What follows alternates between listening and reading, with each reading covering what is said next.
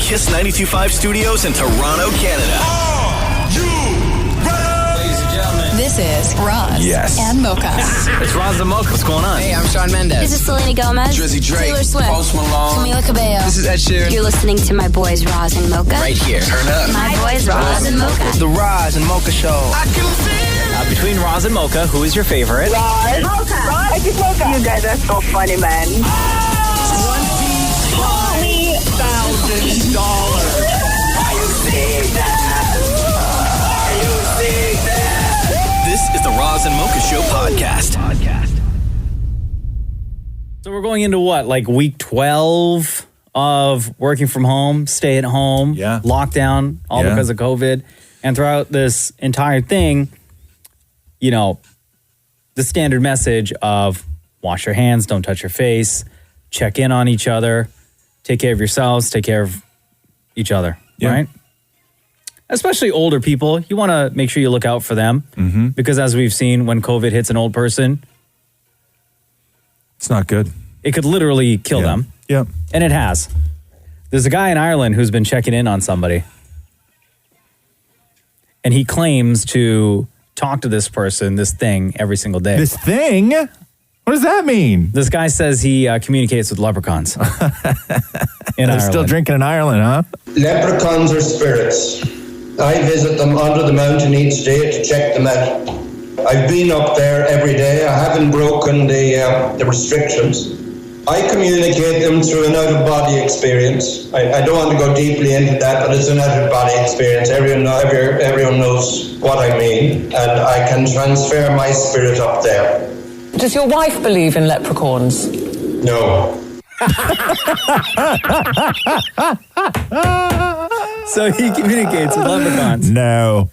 And it reminded me, do you remember in, I think it was Alabama, and this is forever ago, like 2006. Yeah. When all these people in Alabama thought that they saw a leprechaun up in the tree. No. And then the news...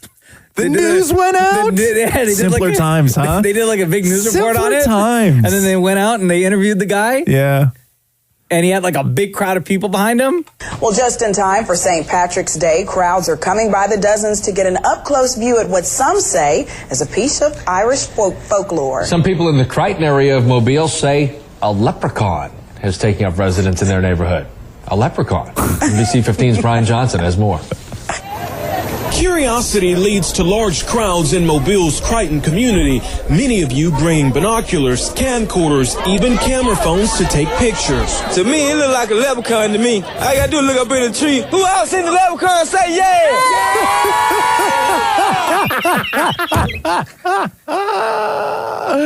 Simpler times, huh? Here we go. The Roz and Mocha Show podcast. Damn it, Maurie made some more cold calls. Oh, yeah?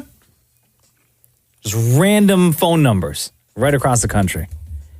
As part of their series on, quote, things I learned on TikTok, BuzzFeed asked users to run their tongues across the roofs of their mouths. I want everybody to do this right now. Mm-hmm. Is it smooth or is there a bump? What do you mean? Okay. What do you mean a bump? A bump. You don't know what a bump is? Like a bump or a ridge? A bump. Just do it. Like I have a ridge. Mm-hmm. Is there a bump in the middle? No. I got bumps on the bottom of my mouth, though. If you felt a bump, then you're part of a small percentage of the population who has one. The bump is called a Torus Palatinus, and it's harmless. It's located in the middle of the hard palate and varies in sizes. The bump is only found in 20 to 30% of the population and is most common among women of Asian descent. Can you do me a favor? Because I just literally tried to Google what you just said. Can you spell Torus Palatinus? Okay. Torus. Yes. That's the first word. Second word. Palatinus. Thank you. Because I know we're all wondering right now. Yeah, Torus Palatinus. No, I don't think so. I got bumps on the bottom of my mouth, though.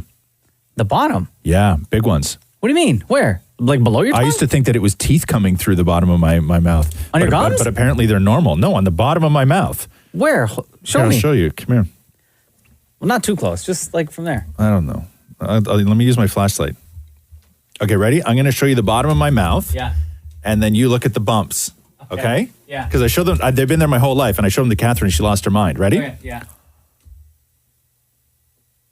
Oh my God. Bro. See them? Like They right look here? like- yeah, they look like other teeth. Uh-huh. Has the dentist ever said anything? Yeah, nothing. They're normal. They're completely harmless, but I have like big, giant bumps on the bottom of my mouth. Yo. Yeah, I know. Pretty gross, huh? You got Torus Palatinus. You shush with your Torus Palatinus. I don't even know what that is. So do people have this? Is that what happened? Yeah, it says here, only 20 to 30% of the population, most common among women of Asian descent. Oh, so wow. David Maurie picked up the phone and just cold call people. To find if they had bumps on their mouth? Yeah. Hello? Hi, how are you? I'm well. What do you want? Science has said that very few people have a bump on the top of the inside of their mouth. What I need you to do is run your tongue on the top of the inside of your mouth and tell me if you have a bump. Sounds like a joke. No, it's serious. Look it up. Okay, I'm doing it. And? Well, I got that thing in the back of my throat. That's it. But on the top of your mouth, do you have a bump there? No. Are you sure you run it? Are you running your tongue? I am. Well, wait a minute. Slowly run your tongue. Well, it doesn't feel like anything there. It's just like little ribs or whatever you call that. Hello? We're doing a scientific science experiment, and I need you to run your tongue along the top of your mouth and tell me if you have a bump. Scientific science experiment. Really? Yeah. Oh, you haven't done it yet? No. No, you don't have one, or no, you didn't do it? No, I didn't do it, and I'm not going to do it. Just run your tongue on the top of your mouth. Yeah, wrong guy. How are you? I'm doing fine, thank God. I need you to run your tongue along the top of your mouth and tell me if there's a bump. Right now I'm eating. Okay, put the food down for just a second. This is very important. Okay. Do you have the bump? No bump. Are you sure? Yeah, I'm sure. Do you feel left out? No, why should I? What? I don't want bump in my mouth. Here's what I need you to do. Can you run your tongue along the top of the inside of your mouth and tell me if there's a bump? Of the inside. Hello? Okay, so I need you to run your tongue along the top of your mouth and tell me if you have this bump. Go ahead. Okay. I don't feel it. Okay, rub it slower. I'm moving my tongue over the mouth. I don't feel the bump. Okay, so What rub the the hell? tongue on the top of your mouth and let's see if you have this bump and be one of the few people that have it. I'm pretty sure I don't have this bump. I don't want to. No, but you don't know if you have it unless you try and find it. want it. Yeah, but I don't want to. I'm confident that I don't. All you need to do is just rub your tongue, and rub your tongue on the bridge of your mouth, and we'll see if you have the bump, and then you're special. Well, my mother always said I was special, but I'll try, okay? Just for you. Mm-hmm. Mm-hmm. You did it. And? I don't have a bump, but I'm still special. This is the Roz and Mocha Show podcast. Hi, it's Roz and Mocha. I'm just calling to let you know that I have a bump on the roof of my mouth. Oh, do you? huh? Yeah. Did you know that you had it prior to hearing us talk about it? No, not at all. It's the weirdest thing. So what does it feel like? Yeah. Just a bump? It kind of feels like the beginning of a pimple, to be honest with you. But it's not a pimple, I can promise you that. I have hard bumps on the bottom of my mouth. Yeah, I heard you saying that too, and I actually have that too. Yeah, Do you really? Yeah.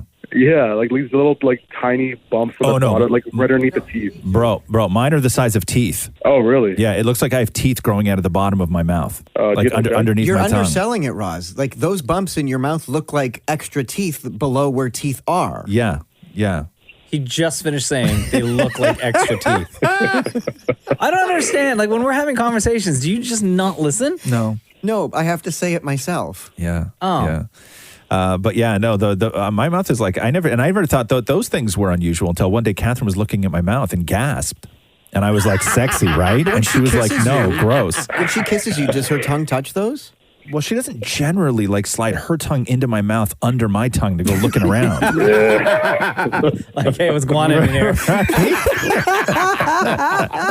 you know how Maybe kissing Maurie works, Maurie? It's been a long time. Yeah, I think that the only way to do that properly is if you kissed like Spider-Man style, where I was like, where your heads aren't facing the same way, but like... Oh, the upside down kiss. The upside down kiss, where you would be able to then curl your tongue upwards, which would then touch the bottom of her mouth. Yeah.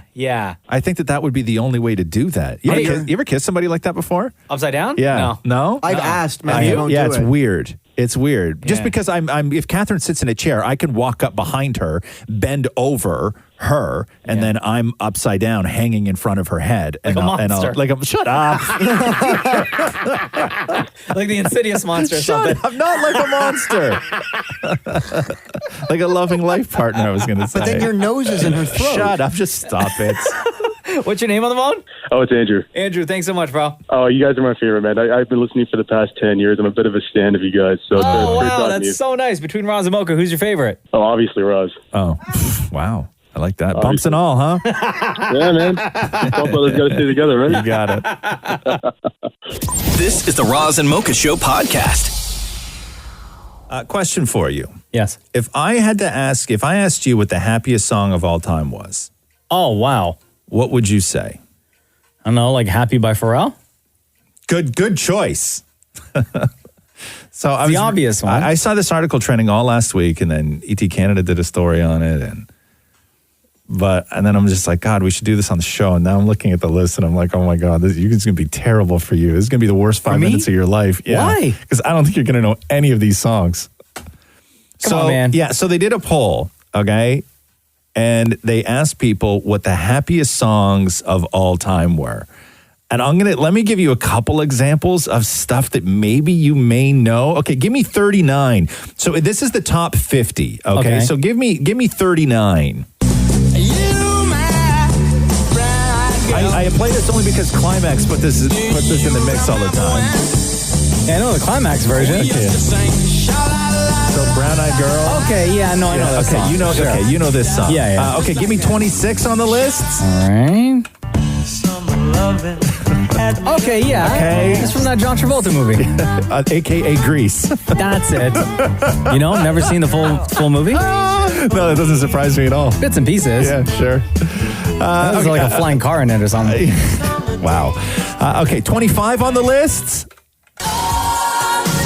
Oh, easy. Okay, Whitney. Yeah. Love it. Very happy song. Yeah. 14 on the list.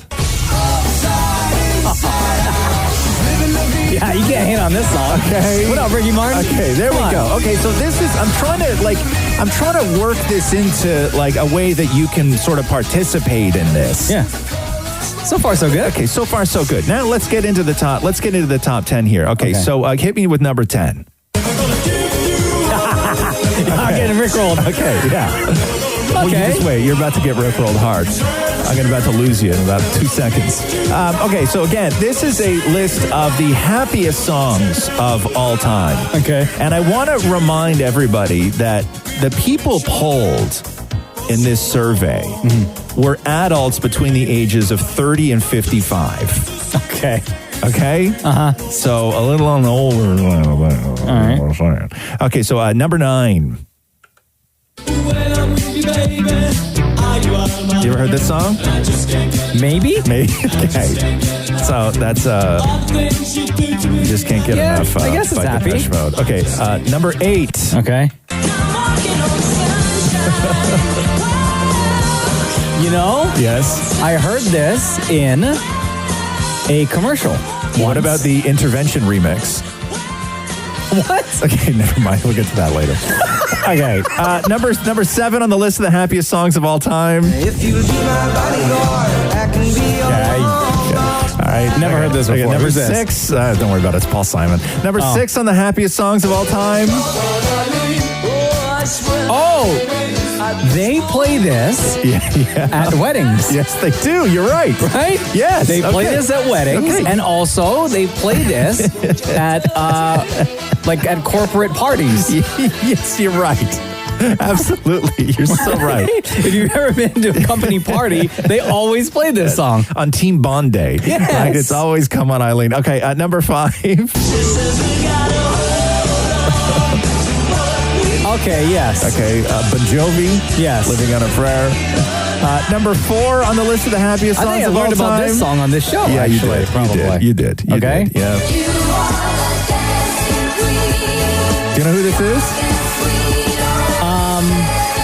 Take a guess. Who do you think this is? Oh. It's number 4 on the list of the happiest songs of all time. This is the Fleetwood. It is not Fleetwood Mac. No, it is not. No. It is. Oh, they have a girl in the band. Or is it multiple girls? Multiple girls. Pointer Sisters. No, ABBA. Oh, Yeah, right. Yeah. Okay. Number 3 Sure. on the list.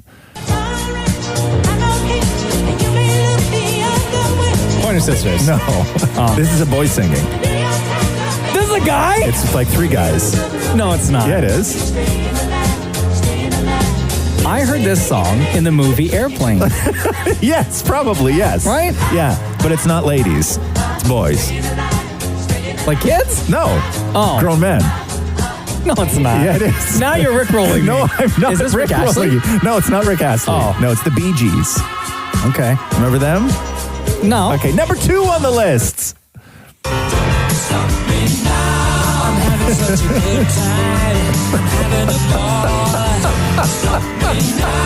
The look on your face right now? This sounds like. Is it a TV show theme? No. It does sound like a TV show It theme. sounds like the intro for like a show from the 80s. What is it? This is Don't Stop Me Now by Queen. Okay. Okay. And number 1, this, according to the poll that was making news all last week, of the happiest songs of all time, this, Mocha, is your number 1. Oh, please be Wu-Tang. Please be Wu-Tang.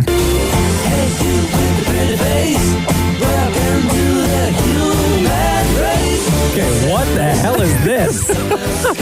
Is this song called Mr. Blue Sky by a band called ELO? Hello. This is the Roz and Mocha Show podcast. Yo, Princess, it's Roz and Mocha. Hi, guys. How are you? Good, how are you? Princess, your real Good. name or not your real name? Come on, man. You know that's a Of fake course. name. First name. My mom's awesome. So you wrote us this, Roz and Mocha Fix My Life. We discovered recently that our dad has a Seeking Arrangements account. First of all, who is we? My sister and I. Okay, and what is Seeking Arrangements?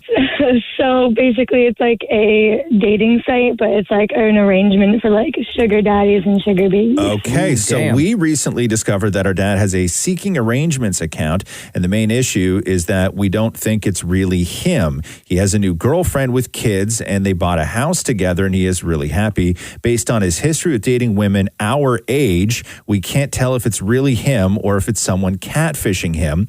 It says he was online yesterday, and we don't believe it. The only way we could know that he is on there and online yesterday is because we clearly have our own accounts. So you and your sister? Oh, no. So if we brought it up to him, it would alert him that someone is pretending to be him on the website.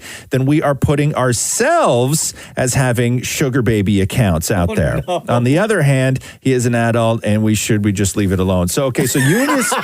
How old are you and your sister? We're in our 20s. Okay, so you and your sister have sugar baby accounts on Seeking Arrangements. Hold on. It's kind of like a joke. We just kind of wanted to see what was up. Like, it's not for real. You ever done it? So, no. You never like... You Has never, your sister ever done it? I don't think so. okay, so why don't you just delete the account then? Well, we still could do that, but then that doesn't really solve the issue of him Why would you being catfish. Okay, let me ask you this before we get to your dad. What is the motivation to just create a sugar baby account as a goof?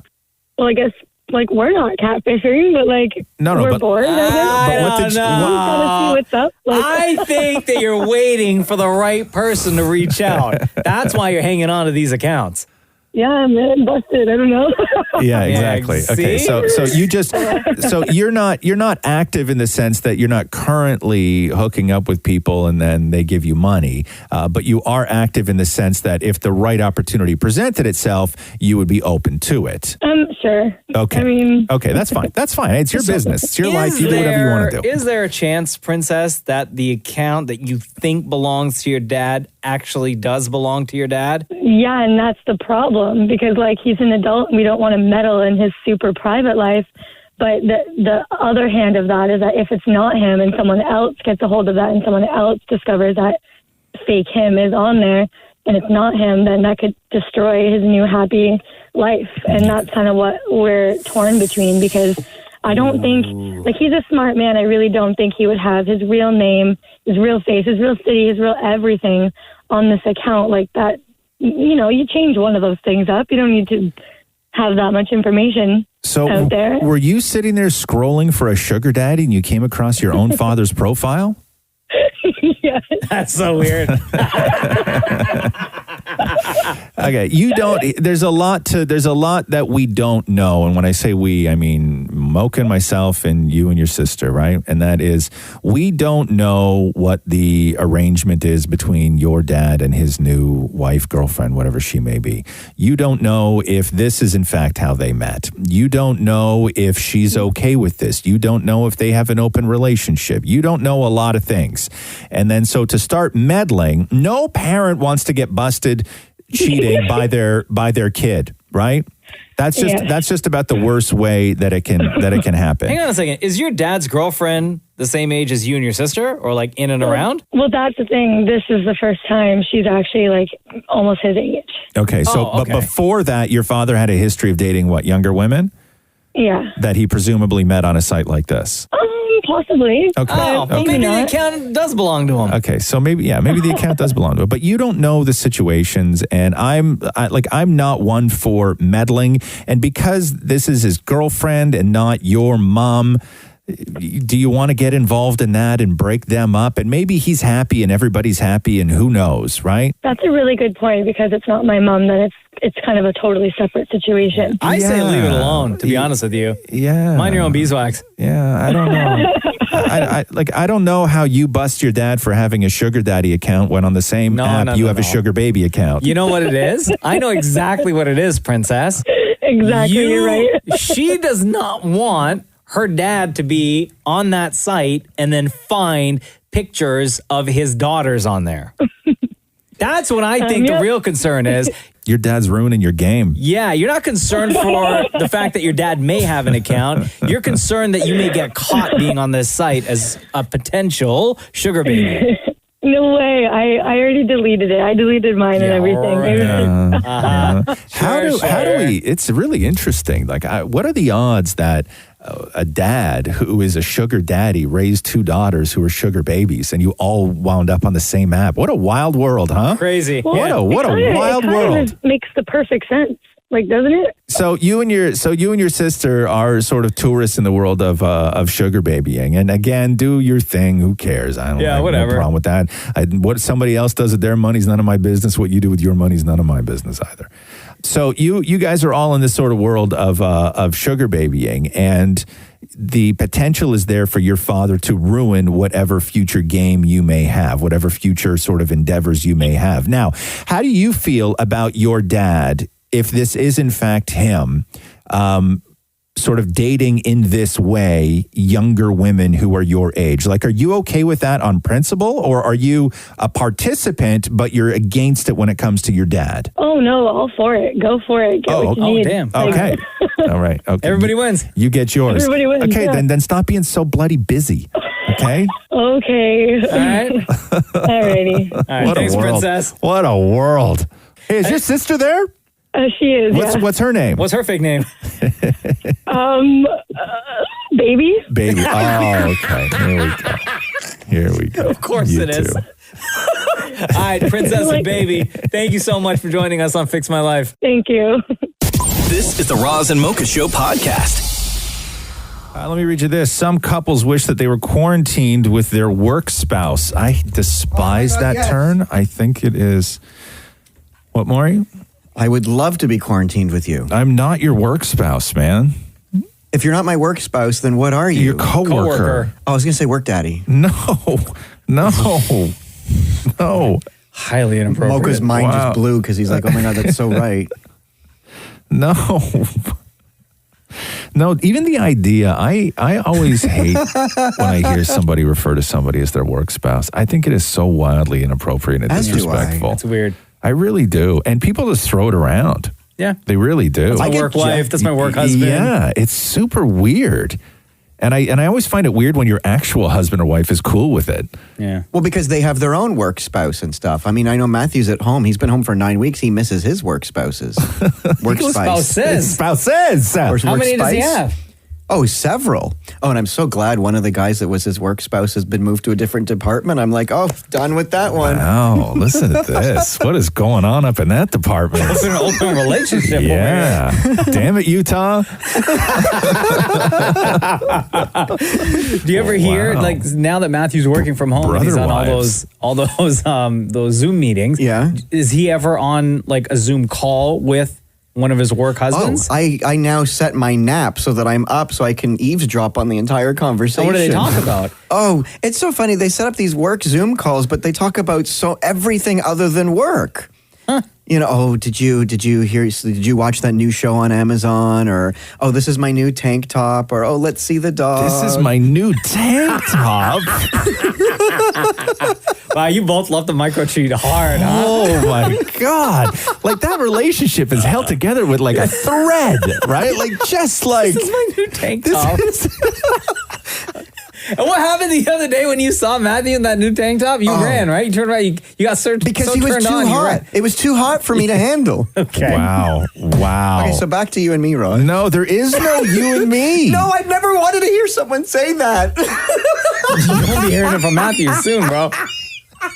I can't handle There is no you and me. No, Yeah, look at my new tank top. No, I've never wanted anyone to say that to me. Yeah, no, look at my new tank top. This is the Roz and Mocha Show podcast. I'm reading this interview with Quentin Tarantino, and they asked him what the best movie of the decade was, meaning 2010 to 2020. Wow. Okay. And Quentin Tarantino out there with the curveball. What? According to Quentin Tarantino, one of his own movies? Mind, no, not one of his own movies. Oh, okay. He doesn't even mention any of his own movies. Okay. And he says, quote, this is a clear winner and crushes all the competition. His favorite movie of the decade is The Social Network. What? Yeah. Get out of here. Yeah. Aaron Sorkin wrote it. Fincher directed it. And it's the Facebook movie. That is, according to Quentin Tarantino, The Social Network, quote, hands down is number one because it's the best. That's all. It crushes all the competition. Really? Yeah. Wild, huh? Did he give The Social Network. Other explanation? Did he? No, he said that there's no other explanation is needed. It's just the best. And he's a huge fan of Aaron Sorkin, calls him one of the best writers working today. But I will say this about The Social Network. Do you remember The Social Network? Can I tell you, I saw the first 10 minutes and then I just stopped. Really? Yeah. Interesting. Yeah. I really enjoyed The Social Network, but I will say that I think that what made The Social Network great is it was great writing and it was acted well and it was everything else. But what made The Social Network truly great was the music, the score. Oh, okay. It's one of the best scores Like I've heard in a movie. It was perfect. Yeah, I think Trent Reznor and his writing partner did the score for it. Oh, wow. And it won the Academy Award for Best Score. But that movie to me was so much about the music. But yeah, Quentin Tarantino, The Social Network being the best movie of the decade. Huh. And there's been a lot of great movies. Yeah, like Infinity War and Endgame. I knew it was going to happen. I knew it. I was like, when are you going to say Infinity War? But you also had you had The Hunger Games that came out in 2012. As best movie of the decade? Or there's The Help. That was pretty good. Oh, God damn. No, people are saying like, Moonlight falls into this what about, decade. or like Interstellar? I really enjoyed that movie. Interstellar was good, but I didn't like all of Interstellar. The Hunger Games. And The Help. Octavia Spencer loves you for saying that, bro. This is the Roz and Mocha Show podcast. June 1st already, which means tax deadline. Excuse me? Today is your tax deadline. What does that mean? Get your taxes in, son.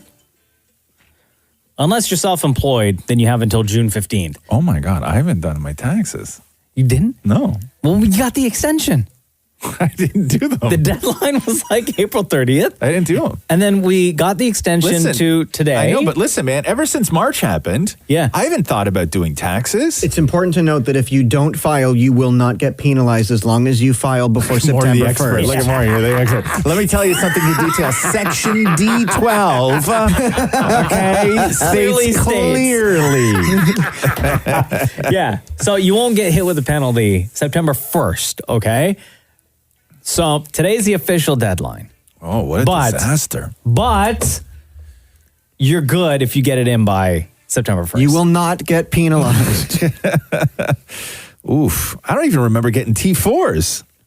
Did they send them out? I don't think they sent them out. No, a lot of companies now you have to log in online and download it. I'm never doing taxes again. That is the worst thing in the world. You can just, print it from... No. What? It's too much to ask. You want them to mail it to you? Yeah, I do. Yeah. These portals, these company portals that they make you go through. Oh, God. Okay. Here we go. Okay. Let me sit down for this. Yeah. And I'm already sitting down. All right. Company portals. And then you get to that one day, and I'm not alone in this, right? Okay, You get to that one day where all you want to do is just like do your work and like try and do a good job, but you can't do the good job because you didn't fill out a survey. Right? And then you start getting locked out of things. And then you can't actually work until you do a survey that they want you to do. Yeah. About survey. No, it's not. They're never good. It's like, okay? By the way, there is a survey due. Rick calls and says, hey, you know what's a great idea? Let me go onto your laptop. Give me all your passwords. Should you give Rick your password? No! No, So never. you did read the survey? No, okay? These are dumb things. Okay? They're all dumb. They're all dumb. Okay, well, all I know is that taxes are due today. Okay, that's why I'm not doing my taxes. Okay? You want to know why? It's because of portals and surveys that I'm now going to be penalized for not doing my taxes. If you need your taxes done and you don't want to take care of it. Right. Talk to Rick. Give him your password. No, and he'll take care of the whole thing on your behalf. No. And you're good. No. This is the Roz and Mocha Show podcast. So starved for new movie news because there hasn't been a lot. Like yesterday, there was the big thing was that Henry Cavill's going to be doing another Superman, and what that'll look like, who knows? And then it was I think it was Apple TV Plus got the rights to the Leo DiCaprio, Robert De Niro movie. That's the one that they did the All-In Challenge for, where you get to like come and hang with them and Scorsese and everything else. So I think that's Apple TV Plus. But the big story today is that they are full steam ahead, going ahead with all the same directors, screenwriters, and everything else for the sequel to Sonic the Hedgehog. Oh, wow. Yeah. And do you remember how many problems that movie went through? Like right from the beginning. Right from the beginning, because they released what Sonic looked like, and then fans revolted. Oh, man, they freaked out, and then the director was like, hey, listen, I've heard you. We are going to now go back and change every single frame of this movie to make it look like the Sonic that fans want.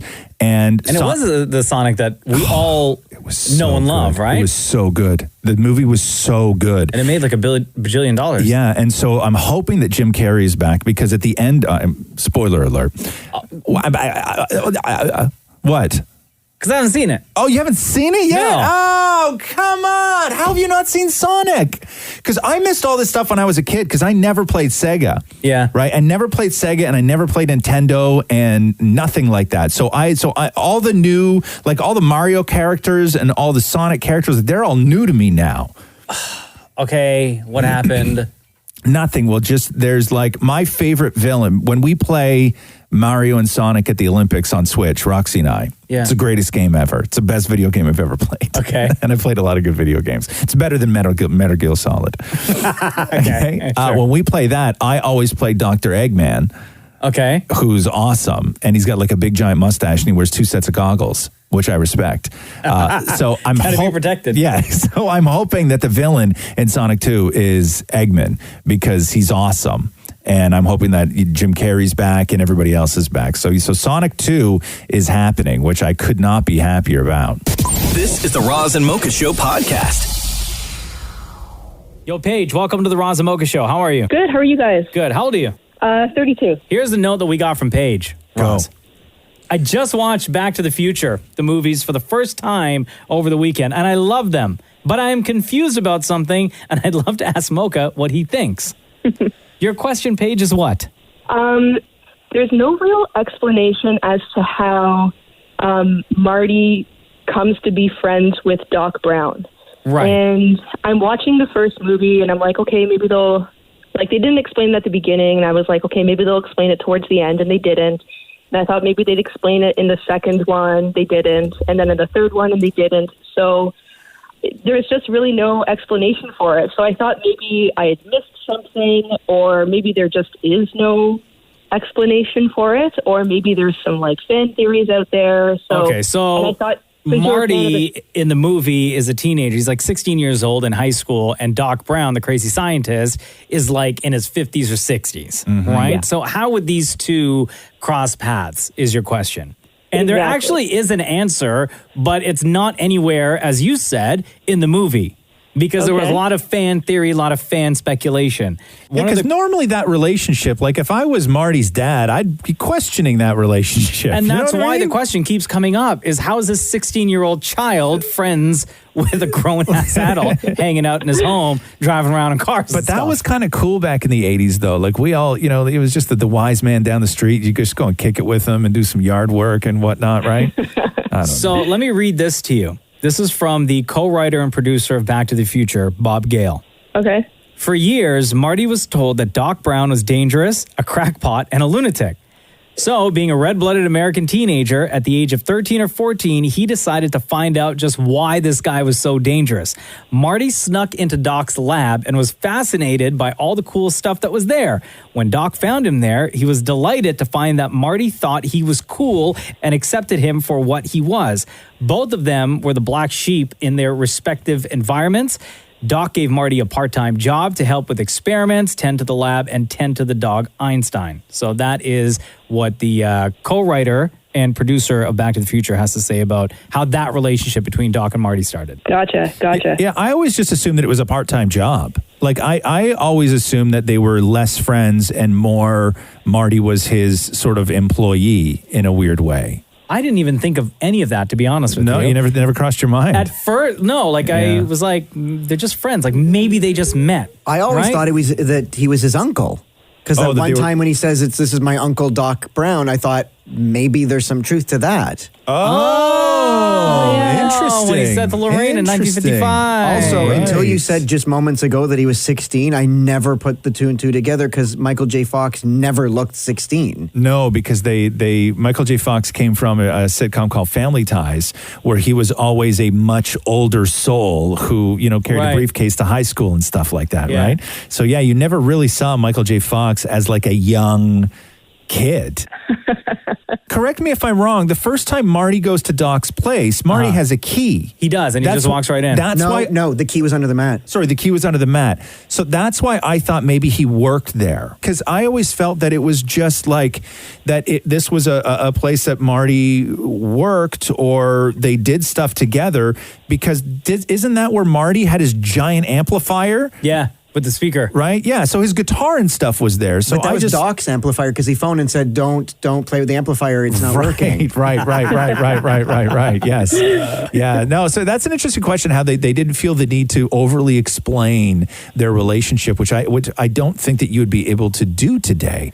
So there you go, Paige. Awesome. Thank you so much, guys. I love the show. We listen to the podcast all the time. You guys make my day. Oh, nice. Between Roz and Mocha, who's your favorite? Oh, So I have to say Roz generally because he is, straight up with people. Although I've noticed on the show and on the podcast, Mocha has started doing this thing. And it's like you're starting to grow on me a little bit, and I find it so endearing. So Roz will say something like, so all 3 Back to the Future movies are added on Netflix, and Mocha will go, huh. You kind of like gasp and you're like shocked about these like little things like Little life moments make me smile. I've never noticed that Me before. neither. I've never noticed that before. That's incredible. I love it. I'll listen out for that now. Thank you, Paige. Okay, thanks, guys. Have a good day. Bye. That's one of those things that as soon as somebody points out that you will never not hear now. I know. Right? No, now I'm going to be self-conscious about it. Yeah. And I'll probably not do it anymore. No, I don't think you'll stop. It's like when I pointed out to you that Matthew McConaughey whistles when he talks. Oh, and that's all I hear now. I hate it. Yes. Here we go. The Roz and Mocha Show podcast. God, I watched the rest of that Jeffrey Epstein documentary on Netflix. Nope, no Ooh. thanks. Staying away. No, thank you. Here's the thing about the Jeffrey Epstein documentary is I really appreciate the way that it was done because they really could have leaned in on the famous friends angle and the salacious angle and turned it into a horror movie, but it's told from the perspective of the victims. Okay. And and in a weird way, it makes it easier to watch. Even though the vast majority of the documentary is narrated by the victims. Yeah, because it is in a way, because it feels like their stories are being heard. It feels like they're being heard, as opposed to just watching a documentary where it's tales of what he had done, where there were no voices of the people, the women involved, the young girls involved, and so it's almost easier to watch. But now, do you watch that with Catherine, or is that like a no? Your girl would never. That's me, my headphones, and my laptop when she goes to bed. Okay. I'm interested in that stuff because I'm interested in that story. But that's not for she would. Yeah. There's no way. She doesn't like that stuff in her life. Did you see when it started trending like real early yesterday morning? I noticed it, so it probably happened overnight, Saturday into yesterday. But when Anonymous put out like Epstein's, but I don't even know. I don't know. All his contacts. It's nothing is verified though. Like that's the whole thing. Because with that's that. celebrity names. I did see it. Yeah, but I mean, started trending, right? But the flight logs for his private jet have been available forever, right? But no, it's nuts. It's such a. Look at this. I think I saw Chris Tucker's name was trending because he was like a contact in Epstein's book. Yeah. And then Naomi Campbell was in there. Yeah. I think Oprah maybe. Yeah, but I don't know. It's so. And then the Butler was doing interviews with people and all this other stuff. But it is a fascinating look at what absolute just power and money can get somebody who is in real deep. And I didn't even think that power and money could get somebody out of somebody who was in that deep. Right. But it just did. Like in a blink of an eye, when you get to the episode where his first trial was supposed to happen and everybody was there and everybody was ready and the women were there and they were witnesses and they were willing to testify and they were going to get their day and everything else. Wow. And everybody shows up to court and they're like, hey, it's over. And they're like, excuse me? And they're like, yeah, no, the deal happened. It's over. It's crazy. Like, it is such a maddening story. It's a wild story. How many episodes? I think it's, Shem, how many episodes is that? 7 episodes more? Thank you very much. 7 episodes. Not an easy watch. Took me like a couple of weeks. Really? To watch it, yeah. I couldn't handle it. I don't know, man. Yeah, but it is absolutely fascinating, though. This is the Roz and Mocha Show podcast. Catherine woke Roxy up last night at 10:15. Went downstairs and grabbed her. For what? Threw her on her back to bring her outside to sit under the umbrella in the hail. What? Yeah. Kids love storms, right? I know, it was but like lightning and crazy and pouring rain. I would understand if she were still awake. No, wake her up. Can't let a kid miss this. But would she get upset if she found out after? Yes. Oh, okay. Yes. So she loves the rain very that much. Very much. Was it really raining that bad? It was crazy. I it was didn't hear anything. so loud last night when the hail started. Yeah. It was crazy. I It was through the whole banging thing. off all the windows, like bouncing off the deck. At about It 10 was to 9 nuts. in our neighborhood, Yeah. it was raining hard. Yeah. But for like maybe 4 or 5 minutes, and then it stopped. Yeah. For 10 minutes. And then it picked up again where it was just raining. It wasn't hail. Right. And then I went to bed. I was in bed at like, I don't know, 9, whatever time I like texted you guys last night. Yeah. Like 30 seconds after that text, because I sent that text from bed, You were done. I was out. Yeah, no, it really picked up at about like almost just about 10. And then you could see it starting to rain. Done. And then Catherine was like, Roxy cannot miss this. And then she went downstairs and grabbed her and threw her on her back and piggybacked her right up, just right up through the living room, out the back door. Like as she was being carried around? Or was she still kind of like in a little bit of a sleepy daze? No, Catherine woke her up and then she had just like the biggest smile on her face because she knew exactly what was happening. So you guys the three of you sat outside? The three of us? No, I sat on the couch and watched them. Oh, you don't want to join in on the beautiful moment that you're describing right now? I can't get wet and then go to bed and all that other stuff. And no, I watched from the window. He was socially distanced, like a proud nana. You know what I mean? I just watch everything from the window. I watch the comfort of dryness. Yes, I watch life. I'm like the cat. Right? Like I am like the cats. We all, so there's four of us and we all just sit at the back window staring out at life. How long were they outside for? 20 minutes? 20 minutes? 15 minutes? You didn't even think for like a split second to stick your head outside and be like, hey guys, can I join? No. Are you cool if I... No, nor did they think that to ask because they knew I wouldn't. I can't believe you. No, but I filmed it. I took pictures of them. Like I documented it, right? Like I'm the documenter in situations like that. And then when they get back in, then I send them both all the pictures and videos and everything else. And they're very much appreciative. And then they have to dry off while you're sitting there. There was no drying off. Roxy just went right back to bed and Catherine sat on the couch when we finished watching our show. There was no... This is the Roz and Mocha Show podcast. I learned last night that dogs don't like thunderstorms. No, they don't. How is your dog? How is Andy Monroe during all that? Oh, horrible. Yeah. Horrible. He peed 3 times. Yeah. Oh, poor guy. So sad, huh? I know. Was he shaking, like quivering and stuff? Yeah. And how old is he now? He's 5 months. Yeah. And you can tell dogs, I guess, are scared because their tail is between their legs. Yeah. That's why they call it with your tail between your legs. Is that where that came from? No. Where did you think it came from? Where did you think it came from? Like chickens? Like caught with your tail between your legs, I thought was some sort nobody of... says get caught with your tail between your legs. Necessarily. I got caught between my hair and my legs. I got caught between my hair and my legs. Well, come on, man. Who says I got caught between my hair and my legs? First of all, gross. I'm trying to figure that out. Okay, so hold on here. I got caught between my hair and my legs. So if you are between your hair and your legs, what are you actually caught between? I guess that would be your hair and your legs. I guess it's caught... But where's the hair? Yeah, where's the hair? I don't want to know. No, never mind. Why did I ask that question? Nobody wants to know. I'm about to pee right now. Yes. Okay. It is well known that dogs are terrified of things like thunder and lightning and also fireworks. But I did the mistake of opening the balcony door and saying, hey, do you want to come and see thunder and lightning, thinking he would enjoy it.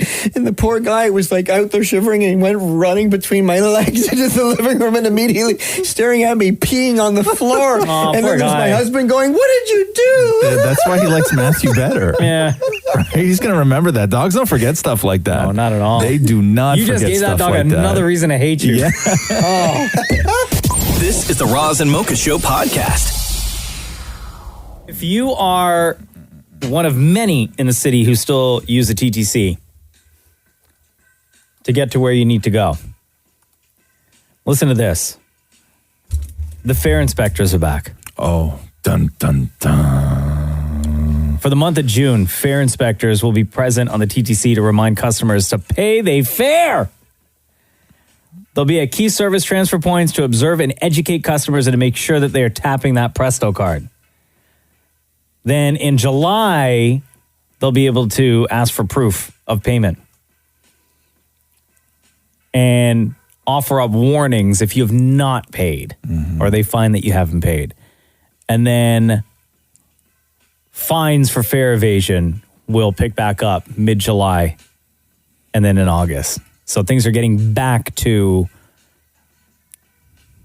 show me you paid. Yeah. Maybe I'm missing something, but I never understood the sort of outrage over fare inspectors. What do you mean? I never understood the outrage over them. People get so mad at them. Right. Because if you didn't do anything wrong, it seems normal to me. Like, prove that you. Yeah, and don't get me wrong, okay? I come from a time where you'd like fake a giant sneeze walking onto a streetcar just so you could throw, 65 cents in the thing really hard so it makes a big noise so they think you put your whole fare in. I'd like distract the driver. Don't get me wrong, okay? I've done that. But yeah, no, the idea is that fare inspectors are there. Do they dress up? Like, do you know it's a fare inspector, or is it like an air marshal where you don't know what they're clearly identifiable. Oh, they are? Yes. Oh, no. I thought it was like an air marshal. No. Oh, they're not, okay. Plain clothes? Yeah. Well, I never understood why people get so mad at them. No, they'd get even more mad if you were plain clothed. Okay. Saying, hey, buddy, did you pay? Right. Because then that person would be like, what the hell are you asking me? I know, did you pay? Yeah, I guess you're right. But then you have to whip out some sort of identification or something like that. No, I thought that they were plain clothes. Fake. I can get that at a dollar store. Yeah, where it's like full entrap, like they stand on the corner with you and they're like, you want to do this? Hey, I'm thinking about not paying my fare. Yeah, you thinking about not paying your fare? What are you thinking about right now? Should we do this together? Yeah. Yeah, ready on the count of three. Yeah, what if we both did it? And you go first. You go first. I don't know what the procedures are, but to me that's how it played out in my head. Stop scamming the DTC, everybody. This is the Roz and Mocha Show podcast. It's been weeks since anyone and everyone, unless you do it at home, got a haircut. Yeah, my hair is a mess. It was February 27th that I got my haircut last. Oh, was it? Yeah. I'm trying to think when mine was. I'm actually at the point now of where I'm okay with my hair. Are you? Yeah. I went through a period where it was kind of like as an in-between, but now I would say that I have long hair. and I'm good with it. Yeah. I'm fine with it now. I actually don't even care anymore, to be honest. Yeah. I just don't. Yeah. When I'm able to go back to the barbershop, I will gladly go back because I want to support the barbershop. I want to support my guy, Julian, that cuts my hair. Yes. But I figured that we would all be paying way more attention to the other stuff. Like, I think that we would all have like manicured beards and none of us we would all be trimming down our chest hair and everything else. But as soon as I couldn't get a haircut, I just let everything go. Yeah, same. I'm like, I barely touch my beard. I barely touch my beard. My chest, this chest? Yeah. Yeah. I'm like a bear. Sick. Are you? Good for you. Good for you. I don't even care anymore. Nah, whatever. So Dammit Maurie asked Dammit Matthew to cut his hair last night. But the weird thing is that Matthew only cut the sides and left the top. Well, because it takes confidence to cut the top. You can be less confident and go at the sides. And Dammit Matthew did not have any confidence. Used clippers and scissors. Oh, wow. And Maurie recorded the entire interaction. Here we go. Hello, I'm standing here naked. Oh, just do it. Okay, now I'm mad. No, it's fine. No. Okay, what am I doing? It's me wearing a hat. Why do I have to wear a hat? Because... Just cut here. No, I need like a frame. What do you call it? Like a reference point thing. You can just get in the shower with me. I'm not getting... Don't even go there with this, please. Okay, now I see where it needs to be cut. Now I'm wearing a baseball cap in the shower. Okay, great. Hello? What? Oh, that is gross. Hell, you're so gross. You're doing it from a distance. Stop. He farted. Naked? Yes. Can you pause for 1 second? Sure. Matthew's reaction to Maurie saying, I'm naked in the shower, and then Maurie says, come in here with me. And Matthew's reaction was like, there is no, like, so just put off and revolted by the idea of getting into a shower with Maurie naked. Like, it also didn't help that he just let one rip right in front of him.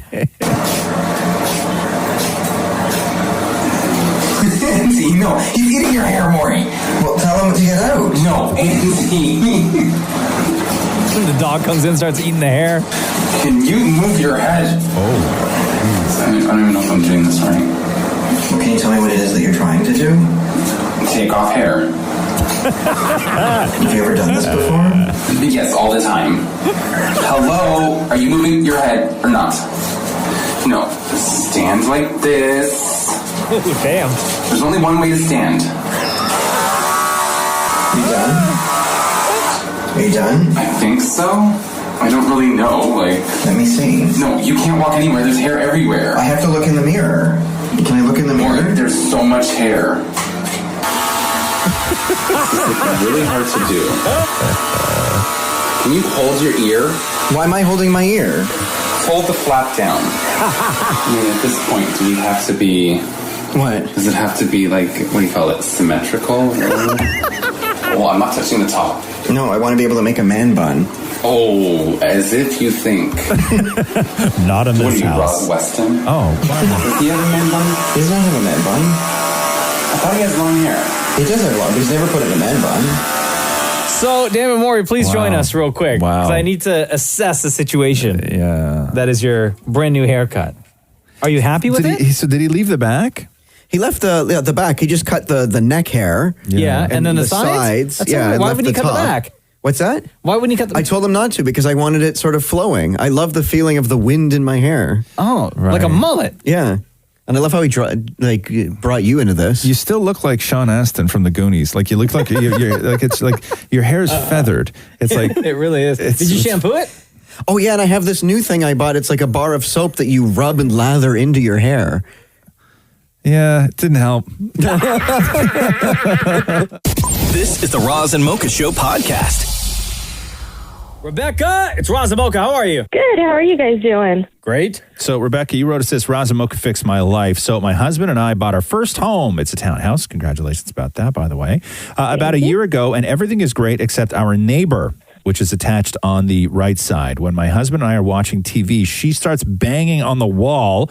We don't get why, as the volume isn't crazy high and we don't have a surround system yet. Ooh. We have a home gym in the basement, and my husband and I play music to keep us motivated. And again, we can hear banging on the walls upstairs. It's frustrating because we have spoken to our other neighbor who's attached to the other side of the house, who have 3 young children, and we vaguely hear them, and they have expressed that they never hear us, whether you're at home, the music, or the television. Both your husband and you have confronted your neighbor about it, the one who complains, and asking if you're a bit too loud. And she simply says that she does not do confrontation. Weird. And that we're just too loud. And this has been ongoing off and on for months. What do we do? Yep. Living close quarters like that in any city is something that everybody kind of has to come to terms with. I find it odd, though, that you never hear your other neighbors that have 3 kids. Yeah. And yet the neighbor on the other side of you hears everything. I'm wondering if it may have something to do with the way that the house was built. Probably. It's just so crazy. Like, we're sitting and we're having a good time, and then all of a sudden it's just like a really, really loud noise with banging, and we're like, we're not doing anything crazy. It's just... See, and I find that even more rude to be banging on the wall like that. Yeah. To be like, hey, keep it down. Now, do you ever hear Classic that person? move, though. Classic move. I know. Do you ever hear that person and like her family, or is she like solo? She is solo. She doesn't live with anyone. She's by herself. She works shifts. I think she's a cop, and so like we rarely see her, so we rarely know when she's at home. Oh, even, she's a cop. Yes. Why don't she just arrest you for being too loud then? I was thinking, yeah, interesting that she's a cop. She may just be the type of person that hears everything, and that she's really, really just sensitive to all noises. I find it odd, though, that you approached your neighbor who is a cop and asked them to sort it out, and she, as a cop, said, I don't do confrontation. Yeah. Part of your job is dealing with confrontation. Part of your job is being able to sort out these things without having to go to the police, right? Or without having to bring in any sort of authority, that you just sort it out as grown-ups and you sort it out as neighbors. Now, when was the last time you guys had a conversation? I don't know, like a couple of months ago. Like I said, we barely see her, and like the only time we're able to catch her is when she's out throwing out the garbage. So it's like really hard to even try to talk to her. The last do you time guys she knocked on, say hi or anything? Whenever we do see her, like we try to be nice and everything, but like it's really hard. The last time she like banged on the wall, we did try to go to her door to talk to her at that moment about the situation, but she didn't even answer the door. So we're just like, well, what do we do? Yeah, I think you're just dealing with a complainer at this point. Like if somebody doesn't want to have a conversation with you, I don't know what you can do. Yeah. Like if you had a plan to sort of go and be civil and, you know, and grown up and have a neighbor to neighbor conversation because you're all in this together, and maybe, you know, you guys can work something out, or, you know, even to just like do a test. Like, hey, what if we put the speaker over here? Can you still hear it? Because we can hear it fine in the house, but maybe it's just like where the speaker's positioned, that it's just like shooting through some sort of uninsulated part of the wall, or who knows? Like you guys can, there's a lot of things that you can do to try and work this out. But if you have a neighbor who is unwilling to work with you, then I don't know what the solution is other than to just try and ignore it. Okay. If she's not willing to talk, then there's nothing else you can do. Like you've tried everything so far, according to what you've told us. Yeah, and you can also write a note. You know, you can write a note and just sort of leave it in her box or leave it on her door and say, you know, hey, listen, we really want to work with you through this. You know, we understand music is a problem, but on our end, it's really not that loud. So I'm wondering if we can come up with some sort of way to figure out if we can make the situation, you know, good and solid and comfortable for everybody involved. You know, please shoot us a text. You know, when you're home. You know, we're all in this together, and we're all living together, and you know, living in a city, you got to live on top of one another. And we don't want anybody to be uncomfortable, and we don't want to make anybody uncomfortable. Can I just say something, though? Yeah. I don't know, for me at least, I wouldn't trust giving that neighbor my phone number. Well, they know where you live. No, exactly. Because the slightest bit of noise, you don't want to get bombarded with texts. I would rather that. I would rather that, to be honest with you, than banging on the wall. Either or knocking on the door. You know what I mean? So you can have that face-to-face. Because it's one thing to text somebody how you feel in that moment of rage, as it is. I find that it might be a little better for everybody involved to be face-to-face. Here's why I say texting is the way to go. Because it forces that person to articulate their irrational rage. You can bang on the wall all you want, but if you say, instead of banging on the wall, shoot me a text, it forces them to write something. And it forces them to sort of examine, is this really just me sort of going off here? Or is this a real issue? And I would much rather that. I would much rather put them in a position of where they have to articulate being super irrational rather than thinking that banging on the wall works. And then, Rebecca, you and your husband could be like super petty and just reply with no. Yeah. Yeah, that works too. Right? If she don't want to be rational with you guys, you don't have to be rational with her. Yeah. Yeah. Well, that was great, though. I really appreciate it. You haven't really... Well, try the texting thing. We'll see how that goes. Yeah. Put them in a position to have to say words. Yeah. Make them communicate. And then tell her if she still doesn't like it, call the cops. Yeah, we'll see. Exactly. Thank you, Rebecca. Awesome. Thanks, guys. This is the Roz and Mocha Show podcast. So it's going to be pretty humid over the next couple of days, which means people are going to be spending time outdoors again. And one of the questions that came up, because we know that places like parks are open, but you got to maintain your social distance, right? Mm-hmm. You can be outside, just maintain that social distance. But what about beaches? Because I was reading this on BlogTO's site, which the answer to whether or not beaches are open to the public, yes, they are, but in the same way that parks are open, where you have to maintain that social distance. You shouldn't be going into the water because they don't have lifeguards out there. Mm-hmm. So they're advising on not getting into the water. Maybe you can walk and like dip your toes. Mm-hmm. A little cooling action. But you still can't get in, you know, like the four of us could go to the beach and hang out if we wanted to. Right. You, me, Which I would be Dan, Maurie, and happy to, Shem. by the way. Right? Yeah. We Share a can't towel. invite, we can probably invite like one more person to join, but we can't invite anybody else. Right. Where does all this go down? Because I'm looking at, I see that Ontario just extended the status of the province until the end of June. So no restaurants, no anything else, right? Yeah. Like we all have to sort of still do our part. But there's two things going on right now. There's like everybody who is still hardcore social distancing and sports that can't have any fans and everything else. Yeah. And then you mix that and with the protests. Yeah. The peaceful the gatherings where there's tens of thousands of people like hand in hand and arm in arm and shoulder to shoulder. And it's wild to me. Like, What's going to happen? What's going to happen? As a result of this? Yeah. I can tell you what's going to happen. Is anything going to happen? Yes, absolutely. I think. Yeah, and I'm not saying don't do that. I'm just saying I've never, the extremes of situations right now, I've never seen anything like this before, where you have the extreme of, you were just talking about how the four of us could go to a beach, no problem, but we can't invite two more friends. At all. Right?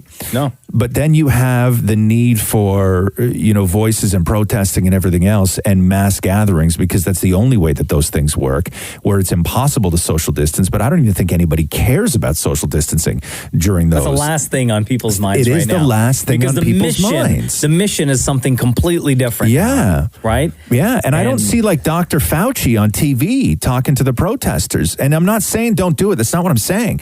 I'm just like, it's frightening to me. Yeah. Because you saw pictures of 200 drunk teenagers at a pool over a couple of weeks ago that led to an outbreak of COVID-19, right? And now you see thousands of people. Thousands all over in the streets. All over America. Yeah. Right? It happened here in Canada as well, in Vancouver, Toronto, Montreal, where not everybody was wearing protective gear. Not everyone had like any type of face shield or gloves or anything at all, right? Yeah, so I don't know. I've never seen anything like this. Yeah, so it'll be interesting to see over the next couple of weeks, over the next couple of months, what the result of what's happening now will be. This is the Roz and Mocha Show podcast. Oh, hey, Maurie, do they have a name for that new Law and Order spinoff show yet, or no? Because they fired a guy. So Dick Wolf. They don't. Who's Dick Wolf? Explain to people who Dick Wolf is. Dick Wolf is the executive producer and creator of all of the Law and Order shows. They fired him? No. So I guess there was a guy named Greg Gore who was a writer who worked on SWAT. He worked on Chicago PD. And he was working on the new Law and Order show with, what's that guy's name? Christopher Maloney. Elliot Stabler. Yeah, Stabler. And I guess he had some old post or new post, I don't even know what this was, where he was, he put a picture of himself up holding a weapon. And then in the caption, he wrote, curfew. And then he wrote, light MFers up who are trying to F with my property, with regards to the protests taking place in Los Angeles. So this was a guy who was writing the new Law and Order show. Whoa. Who wrote this. Can't be doing that. Right? And then Dick Wolf fired him. And then Ice-T said something too on Twitter. Ice-T commented on it. Oh, did he really? Because he's on Law and Order, right? Yeah.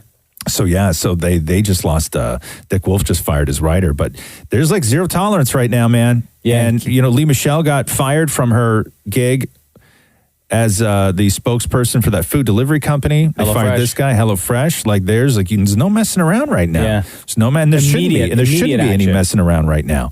But that show is, I don't know, man. When were they supposed to start that show? Do we know? Well, here's the thing is that all these shows are like, there probably won't be new television as far as like the regular sort of fall season. Yeah. There probably won't be new television until maybe November. As far as when the shows the shows will debut. But this is the question though with new shows is that when you have everything is so backed up, so shows can't go into production yet.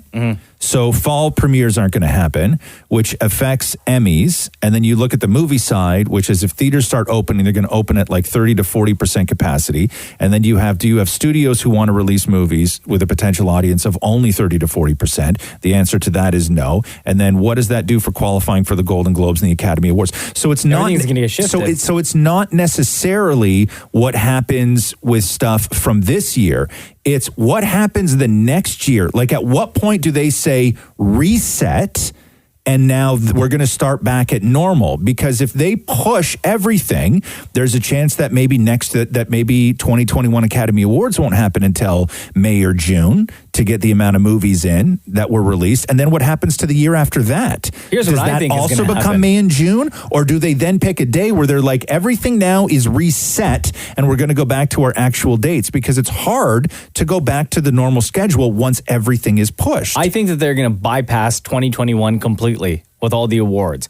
And they're going to jump right back, hit reset for 2022 and say, we will also include these titles or everything eligible from 2020 and 2021. Well, there's going to be awards for the movies that came out this year. You think so? Oh, still? absolutely. Because then what happens in 2022? Because then what happens? 20 nominations? Yeah, because then what happens, right? Like it's just You it's have everyone such competing it against is- everyone for 2 years worth of It's- content. Yeah, man, it's such a mess right now, and it has the potential to mess. And you look at sports, right? So let's say that baseball comes back or whatever comes back. Let's say Yeah. baseball starts or NBA comes back. They don't finish that season until November. When does the new season start?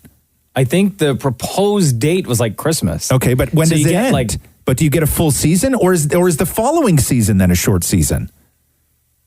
I would say they start in December and then play until end of what traditional regular season is. So there's two it's a seasons shortened- then that so are it's a shortened season. that are shortened seasons. A second shortened season. Yeah. Which is so then you're looking at a full year from now before they can hit reset. Damn, Rona. Yeah, What you doing I to know. us? I know. This is the Roz and Mocha Show podcast. Hey, Allie, it's Roz and Mocha. Hey. I can't believe it's been almost a full year that we had you on Roz and Mocha's Fix My Life. I know. So, Allie, originally you wrote us this. 6 years ago, I hooked up with my best friend twice, and then it never happened again. He then unexpectedly moved out of the city and started a new life and a new relationship and a new job. About 2 years ago, he messaged you out of the blue, and after that, for the last 2 years, you've talked on and off, and you told him how you felt. He told you that he loved you and that things would change, and that things haven't changed, even though he kept promising that they would, so on and so forth. So the advice that we had was that he was sort of jerking you around, right? And that you were you were to do like a sort of clean break with him. And even though you guys were friends and you loved him, it just didn't seem like it was a good, healthy thing for you to pursue, correct? Yeah. So what happened? So everything was good. Like we actually started talking more. Oh, so you didn't do the clean break? No, I didn't. It was just stupid because eventually he ended up starting living with me. He started living with you? Yeah, he was living with me. Like as your boyfriend? Well, like it was like a no label type of thing. Like every time we would go out, like people would be like, "Oh, you guys are so cute together," and he'd be like, "Yeah, it's like not like that." Were you He wouldn't be the one to say it? It was me to say it because he just looked uncomfortable. Okay, but Allie, were you guys sleeping in the same bed? Yeah. Were you having sex? Yeah. Oh, okay. So he was your boyfriend and you were his girlfriend. Well, that's what I was in. Like, I was under the impression that that's what it was. You were living But- together. Yeah, and that's what I said to him. And he was using my car and stuff like that. And we were doing like family things with my son and going camping. And So you were a family? Yeah. Kind of. Kind of. No, not kind of. You were a family. Okay, so what happened then? So when we went camping in the summer, I saw things that I didn't like on his phone. Like what? Well, so he was texting his ex-girlfriend, but it was like not something that you would text your ex-girlfriend. It was like, oh, like, I love you and I'm so happy to spend my life with you and blah, blah, blah. So I was like, okay, weird. So I brought it up and I confronted him. And he just told me like all kinds of stuff. And at the time I believed it. And then... What did he tell you though? What do you mean all kinds of stuff? Just like, oh, it's not like that. I just have to please her so she doesn't, because all my stuff is at her house and I don't want her to trash my stuff and all this stuff. So I was like, okay, whatever. But then like it just started to get too out of hand. And then there was more that I didn't like that I was seeing, like just the way that he was talking to her and things that he was doing. Like he would go missing for like days and not text me or like try and get a hold of me. So it was just like super weird. And you still kept him around? So no, eventually after I like tried texting him and getting a hold of him, which was around, everything was good until about Christmas time. And then he was supposed to spend Christmas with me and my son. And I didn't hear from him. So then I looked on his Instagram and I saw a date with a heart in it and ended up finding out he had a girlfriend. All while he was dating you. Yeah. And it was that other girl that he was texting. No, it's a new girl. Another girl? Okay. Oh my God. Yeah. So when he would go missing for a few days and eventually came back home to the home that you guys shared, what was his answer to why he was missing and where he was? Oh, he was at his grandma's place. He was at every family of he knows place. Like, he was everywhere. He was working. He was doing this. And I was like, okay, that's fine. But, like, you can still text me. And plus all your stuff is at my house too, right?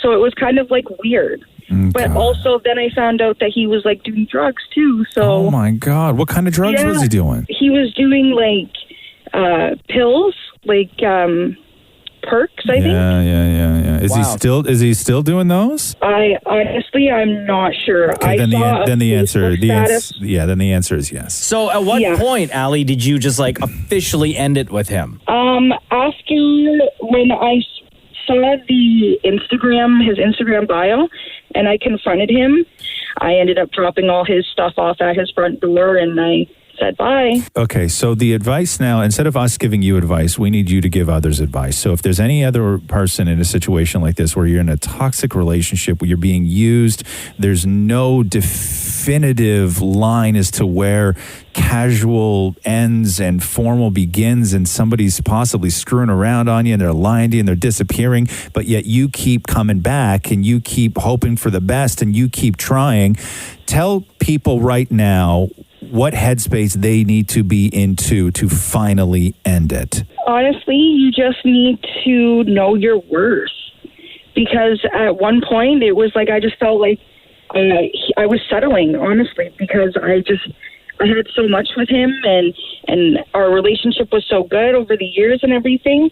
And then once you realize that you're better than what you're being dealt, you don't need to really continue on with it, because it's just putting you in a worse spot. Like, obviously, after a while, I got over it, but sure, it was tough. And stop obsessing. People tend to, especially women, I would say more so than men, stop obsessing about the investment. Stop saying, oh my God, but I've invested so much time into this. Stop with that already. Yeah. Okay? Yeah. End it. And more importantly, Allie, how's your kid throughout all this? He's good. I mean, he was a little upset because he did really look up to him, and they did spend a lot of time together, and especially a lot of time together alone without me. So it was definitely like hard on him. But I think he has a little resentment too towards him, because he has made some comments.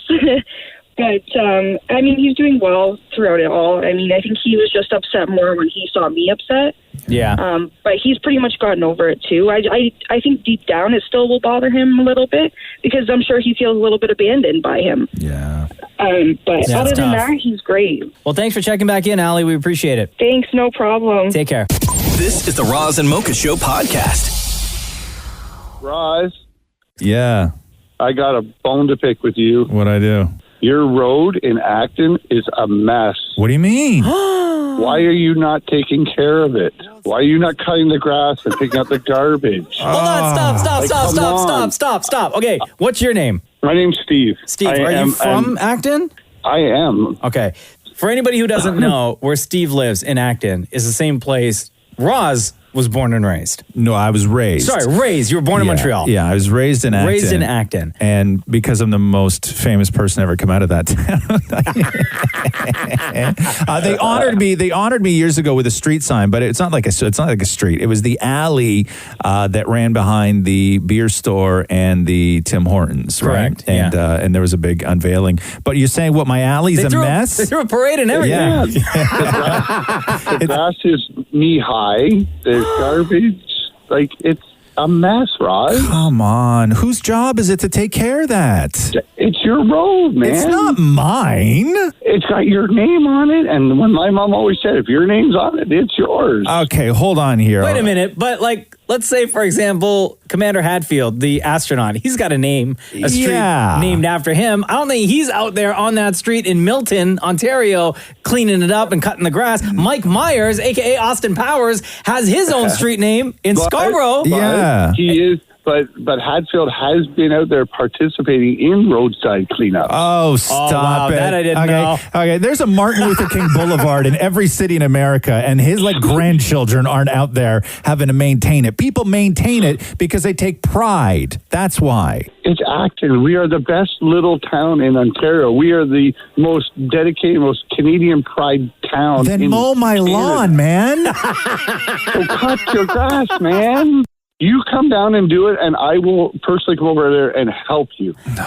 Maybe we need to solicit the mayor to set up security cameras. Security cam? No, Yeah, no, so we I can make refuse. sure- No, Why I not? refuse because listen. That way we can keep an eye. We can keep an eye. No. Let me tell you something. Okay? Couple of Nest cams? No. When they put my name on that alley, I wanted that to be for a place that senior kids in high school could go and make out without getting caught. You can't, 'cause you can get eaten by the grass. And as soon as I start installing security cameras, I failed those people, those young people who no longer have a safe space. Privacy is paramount on my alley. Okay, that is priority number one. I don't condone underage drinking. No. But it is Acton. Steve knows. Steve knows. Okay. Oh, yeah. No, listen, man. I grew up in Milton all my life, but I always used to make fun of Acton. Yeah, everybody used to And now make I live fun of there. Acton, man. Okay. That's how I grew up with. That's why I'm so hard. Yeah. That's what they always say. The toughest people live in Acton because we're Acton people are like Leaf fans. Yeah, man. I tell you, I walk in here every day. Mocha's like, God, you are tough. That's exactly what I say. Every single day. Every day. For the past almost 11 years now. So, Steve, what are you going to do about this problem? I'm going to help you cut it. Do you think that I'm going to I want people taking pictures of me handling litter? Wow. See, that's what happens when you leave Acton. You get spoon-fed. Oh, shut. No, I'm kidding. I will do whatever it takes. If there's a bill that needs to be paid to maintain, I will pay that bill happily. If there's anything, if anybody wants to sort of do some freelance work, go down, plant some flowers, do whatever you want to do, just hit me up. Let me know what the process is. And put a gate and put a toll booth. A gate? How you want me to? Okay, hold on. How elitist do you think I am? You want me to put a gate and security cameras on an alley? Hey, you said security cameras. I said nothing of that. Okay, no, we're not gating my alley. Okay. It's a one of a kind. We gotta, we gotta keep the one of a kind. If you're in Acton, grab a weed whacker. That's a tool that you cut grass with, Maurie. Okay. It's not a beard trimmer. No, grab a weed whacker and just go down and tidy up my lane. Okay, please. Thank you. Thank you, Steve. Not a problem, guys. Have a great day and stay safe. Yeah, man. Maurie, can you get the mayor on the phone? Actually, the mayor of Acton. Rick Bonnette? Yeah. Rick Bonnette. Yeah. Can you get him on the phone, please? We'll play a song and then we'll come back and we'll get him on the phone. This is the Roz and Mocha Show podcast. All right, so developing story here on the Roz and Mocha Show. Right, yeah. So my alley in Acton is a mess, apparently. Is the mayor on the phone? Rick Bonnette? Yeah. Steve called us and said, hey, Roz, I live in Acton as well, where you grew up and where there is a street named after you. Yeah, it's an alley that connects the beer store and the Tim Hortons. And said it's a mess. It's littered. Nobody cut the grass. It's really in bad shape. Right, and people are expecting me to take care of this. That's what Steve said. That's not how it works when you're famous and they name a street after you. Acton Mayor Rick Bonnette, welcome back to the Roz and Mocha Show. How are you? Hey, good. How are you guys doing? Real great. We just got a call. Somebody saying that my alley's a mess and it needs to be mowed and there's trash and stuff like that. And he came down real hard on me, blaming me for the state of my alley. No, I can't believe that. I just can't believe. But you do have an alley right between a beer store and Tim Hortons. So. I just drove down there last week, and I was about 30 cents richer. But Mayor, is anybody in Acton, are they taking care? They're obviously not taking care of it now, but is it a part of the regular weekly or monthly maintenance kind of routine that you are to keep Roz Weston Lane clean? Yeah, it's, I got to be honest, it's one of the last place to get done because it's a lane. Right, that's great. Way to make a fella feel special, Mayor. You got an alley named after you. I mean, but it is. I'll get after Public Works, but like I said, if you got a lawnmower and you came down, you're welcome to. Why is everybody putting this on me, You know, man? Mayor, the guy that we talked to who lives in Acton, Mayor, his name's Steve. He actually made the exact same suggestion and said, "Hey, Roz, why don't you bring your lawnmower down and take care of this?" Right, but Chris Hadfield isn't asked to go and mow the boulevard on his road. Well, he's up in space half the time. He can get back. Yeah, but what has he done lately? I'll tell you, on a daily basis, I got far more responsibility in my life than Chris Hadfield does. I guarantee you I'm busier than him. Maurie, get Hadfield on the phone. See if he's got a mower. He can do mine when he's doing his. Stop it. Listen, I will. If I need to hire privately, I will. Okay, I'm just going to tell you that right now. I don't think that's necessary. We can look after it for you. Okay, but I will. I'm sure there's I'm sure there's a kid going to Acton High right now that could use a couple bucks. Well, there's a few of them because not too many students have got hired this summer, unfortunately. Well, hold on. I'm not talking about hiring a fleet of people. Okay. he's got enough for one kid. Hey, yeah, I got enough for one kid. Gas not included. Oh my God, there's something else. You know, Roz, there's a lot of chicken farms outside of Acton, and the chickens still talk about you. They go cheap, cheap, cheap.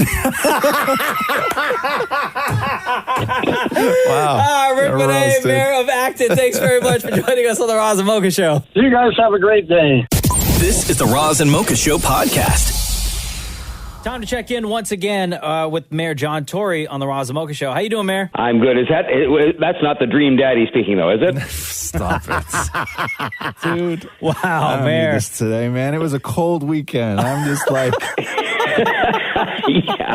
yeah, in more ways than one. Yeah, tell me about it. How are you doing? How's the city? You know what? The city is good, but I think we came through something on the weekend that was very, very important, and I think we came through it in that Toronto way where a lot of people were out,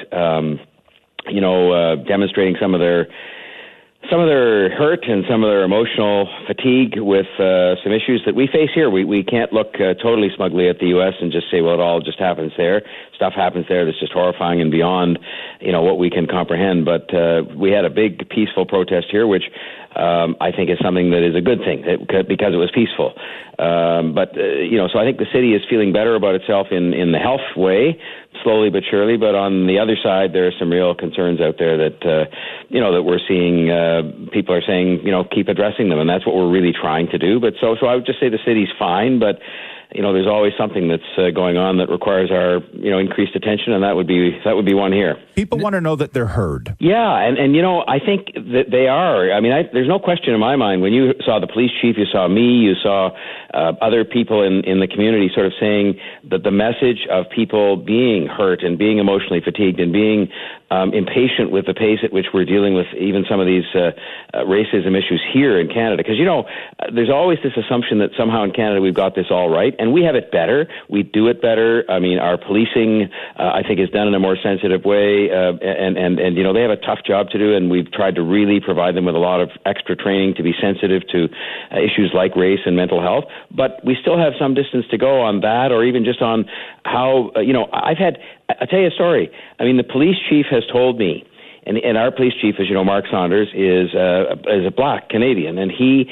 has told me he walks into stores when he's in plain clothes on a weekend, and he will see people sort of fall in behind and kind of follow him around the store. And he just says, that tells you something. And they don't know he's the police chief, but he's the police chief, for goodness sake. And so these are the kinds of things that, we've got to come to grips with here. And I think we're working away at it. I mean, Toronto, as you guys may know, maybe not, we have the first anti-black racism unit inside our city government of any place in North America. And that's a place exclusively devoted to saying, all right, what are we going to do with regard to jobs and places of employment and just generally, how we can try to come to grips with an issue that still exists here, even though we're doing it better than what we see going on in the U.S.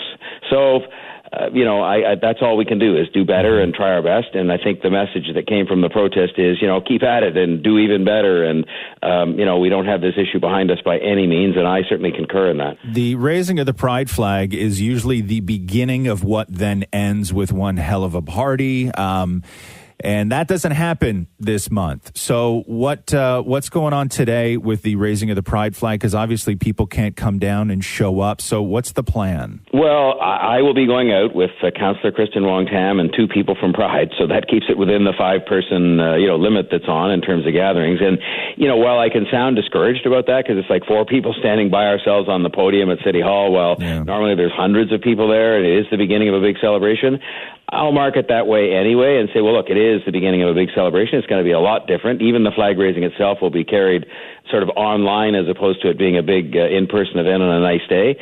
But we'll just have to do with what we got. And so we'll be commenting today on the importance of Pride as a great celebration of human rights and so on. But I'll be commenting on the fact that it is also a reminder of the fact that even with our LGBTQ friends, that, our allies and friends, that we've got a lot of work to do there too in terms of acts of violence against them and acts of discrimination. But we've come a long, long way there. Mm-hmm. Just this year, there just won't be the same party. It's going to be kind of an online party. And it sounds like fun, by the way, guys. I mean, I've seen some of the events that I'm going to be taking part in, like a drag bingo and, a virtual parade. And I'm not sure how it's all going to work, but it just sounds like fun. And so I just hope people will be able to substitute what is normally the biggest and best celebration in the whole city, the best party going, and have some fun online for a change. Love it. Mayor John Tory on the Roz and Mocha Show. How do you think things went at Trinity Bellwoods Park with the new circles? Well, they went well because you and your friends decided to stay home this weekend because it was cooler weather.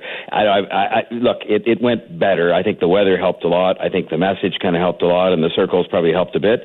But in the end, I think what happened there was partying got carried away. In all seriousness, I mean, I was there, as you know, and saw people carrying in cases of beer, and I'm not hung up. Seriously, I did. I'm not hung up about people having a beer or a glass of wine in the park. I'm really not. But when you start carrying cases plural of beer, and I mean, you're saying to yourself, like, this is not some ordinary gathering in the park. So look, we live and we learn, and I think that that kind of thing we'll probably see not happen as much because it just represents a chance to spread the virus, which none of us want to see happen. So good for people on the weekend, and good for the circles doing their job, and we'll see where we go from here. Yeah, but do you think that extra crowd that didn't show up to Trinity Bellwoods this week that were there last week ended up at the premium outlets in Milton over the weekend? Well, it kind of looks that way, but look, who knows? I mean, again, these are the kinds of things that I guess frustrate people, that you got that one place open and it's a mob scene, which is not good. I mean, the mob scenes these days, crowd scenes are not good. Even the protests, as much as I said I welcome a peaceful protest, it was not the best in terms of people being shoulder to shoulder and spreading the virus. But I think any attempt to try to deal with that would have been not well placed. So we take all this one day at a time, and if people would just remember, and I know after all these weeks we've been chatting, they get bored with me, but please just try and keep your distance from other people, and hang on there for a while yet, because I think slowly but surely the place is opening up, and we're getting back to a life that is not normal, but it's sort of something approaching normal, and more to come. And if everybody sort of just follows the rules, and that includes you guys, we expect better behavior from you too. I know that's a lot to expect. Thanks. Mayor John Tory on the Roz and Mocha Show. We appreciate your time. You guys have a great week, including you, Daddy. Stop it. Dream Daddy, not just Daddy. Dream Daddy.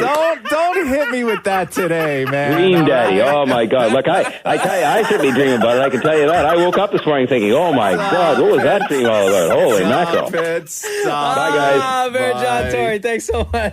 This is the Roz and Mocha Show podcast. Screen time is way up since we've all been in quarantine. The new number, they say, we're spending 19 hours a day looking at screens. Woo! 19 hours a day. Do you want to hear the breakdown? Yeah. What do you think the most is? What screen do we spend the most looking at? I'm going to say our phones. Okay, yeah. TV. That's a screen, no? No. Yes, yeah, TV's a screen. Absolutely. Maurie looks so confused. He's like, what, really? What are you talking about? I still say number one is going to be our phones. Okay. And I'm going to say... What's number two? Number two is going to be TV. Okay, what's number three? Well, how many more screens are there? Tablet. Oh, no, computer.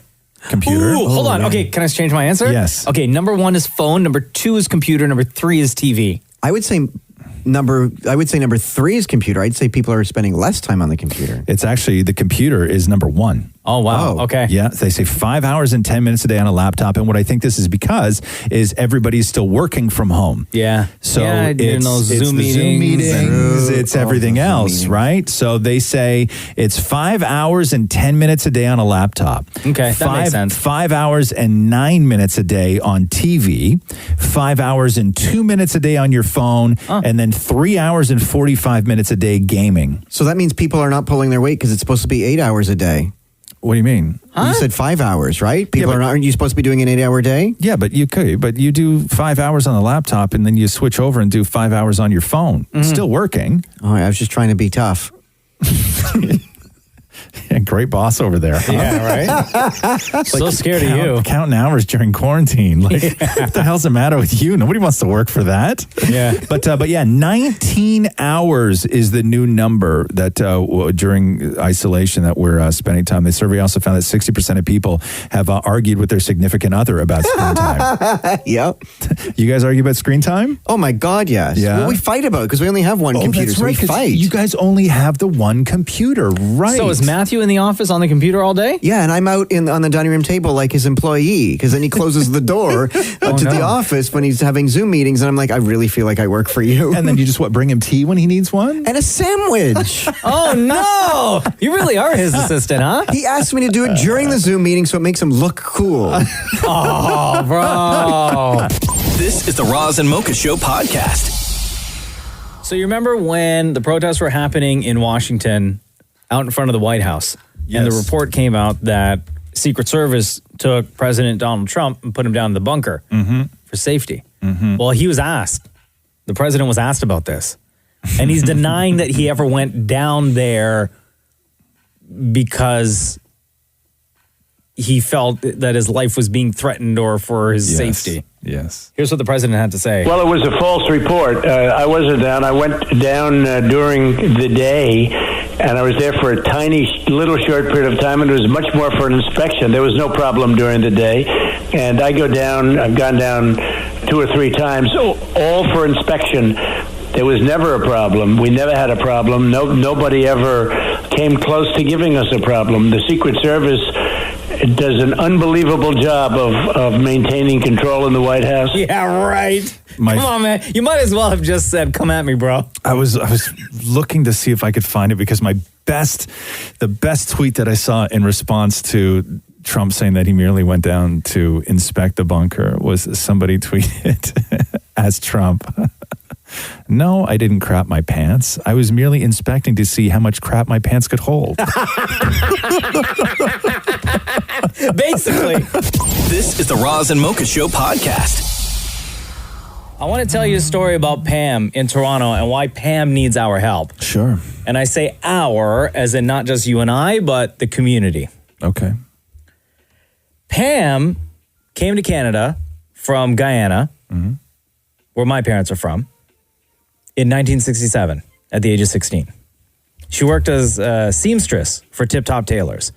And then in the late 90s, opened up Pam's Roti Shop. Oh, yeah? At Bloor and Ossington, and has been there since and has... Oh, I know that place. Yeah.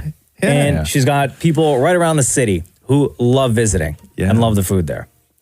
So like many businesses and restaurants, she's doing what she can to make money because she can't have people in the restaurants. That's right. Even helping out the community. I read that last week she donated 100 meals to frontline workers at 3 different hospitals. And now we know that Mayor John Tory and Doug Ford have asked landlords to give a break to tenants, whether it's a residence or businesses. And then last month, there was that program that was introduced, which sees the federal and provincial government pay 50% of rent costs, while tenants and landlords both chip in 25% each. And then you're hearing more and more about these landlords that are not giving tenants a break and are not applying for this. That's when Doug Ford was all like, drop the hammer. So then this is what Pam posted on Facebook, and it went viral. Okay. Dear loyal customers, greetings from Pam's and staff at Pam's Roti. I need your help. My landlord is threatening to close my restaurant, Pam's Roti. We were all feeling the financial burden of COVID-19, and due to takeout only sales have dropped, but I know once the restrictions are lifted, sales will rise and things will be different. But my callous landlord doesn't see it as such. He's threatening to close me down because I asked him to apply for the rent subsidy of 75%, and I paid 25% for June's rent. Mm-hmm. His excuse is, quote, too much work to apply, end quote. Though he owns an accounting firm. Mm-hmm. Instead, he threatens to close my business, Pam's Roti, and denying me my passion and love for feeding my customers. We need to let him know this is wrong. His email is henry@henrygoldberg.ca. Oh, jeez. Call him out like that. Listen, man, it's on Facebook. It's got I hear you. shares on shares on shares. No, right? I meant her, not you.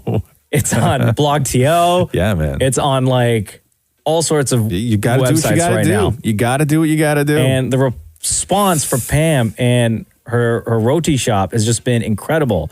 She's got everybody throwing support. And Pam is just like one story of many in the entire city where the landlords are not looking at the business the way the people who run these businesses are. Yeah, everybody has a choice, right? And especially for somebody like Pam, who she does not have the choices that landlords do. It is very easy for a landlord to just shut down her place and have somebody move in. Yeah. Right? It's no places aren't going to be sitting empty in this city, right? Everybody's clamoring to get in somewhere, and they will probably pay more than what Pam is paying. Yep. So, so is it inconvenient for the landlord? Yeah. But his point of view is, why am I going to do 1 second more work to just not make more money? I'm going to put work into this to make less money? No. But this is the problem with this is that, yeah, you have to do that, right? Because that's your responsibility. And that's what we're all supposed to do right now. So what does she want? What can we do? So you can email henry@henrygoldberg.ca. Pam also in her Facebook post said that she has written to Mayor John Tory and also to Premier Doug Ford. So you can write to all three if you want. Mm-hmm. And, again, Pam is just one of many stories. But Henry, if you're listening, please give Pam a break. Mm-hmm. If anybody knows Henry, maybe let him know that we are also asking that you give Pam a break. Just do it. Because it's the right thing to do. Yes. Right? We're all in this together. We're always being told to, during COVID-19, during everything that's going on in the world, the one thing that we have to do is just take care of each other. So, Henry, please take care of Pam. We all have to do the things, right? We all have to do the right things. Pam's doing the things. Yeah. Everybody, all her customers are doing the things. She's doing extra things by giving away free meals, but it only works if everybody does the things. Yes. So, Henry, just do the right thing. Yes. Please. Love Pam. Love her customers. Love Roz and Mocha. This is the Roz and Mocha Show podcast. Rudy is trending. Rudy. Yeah. And it's because Rudy Giuliani was on with Piers Morgan this morning on his breakfast show in the UK. And it's interesting when two people clash, and those two people are individuals that most people love to hate.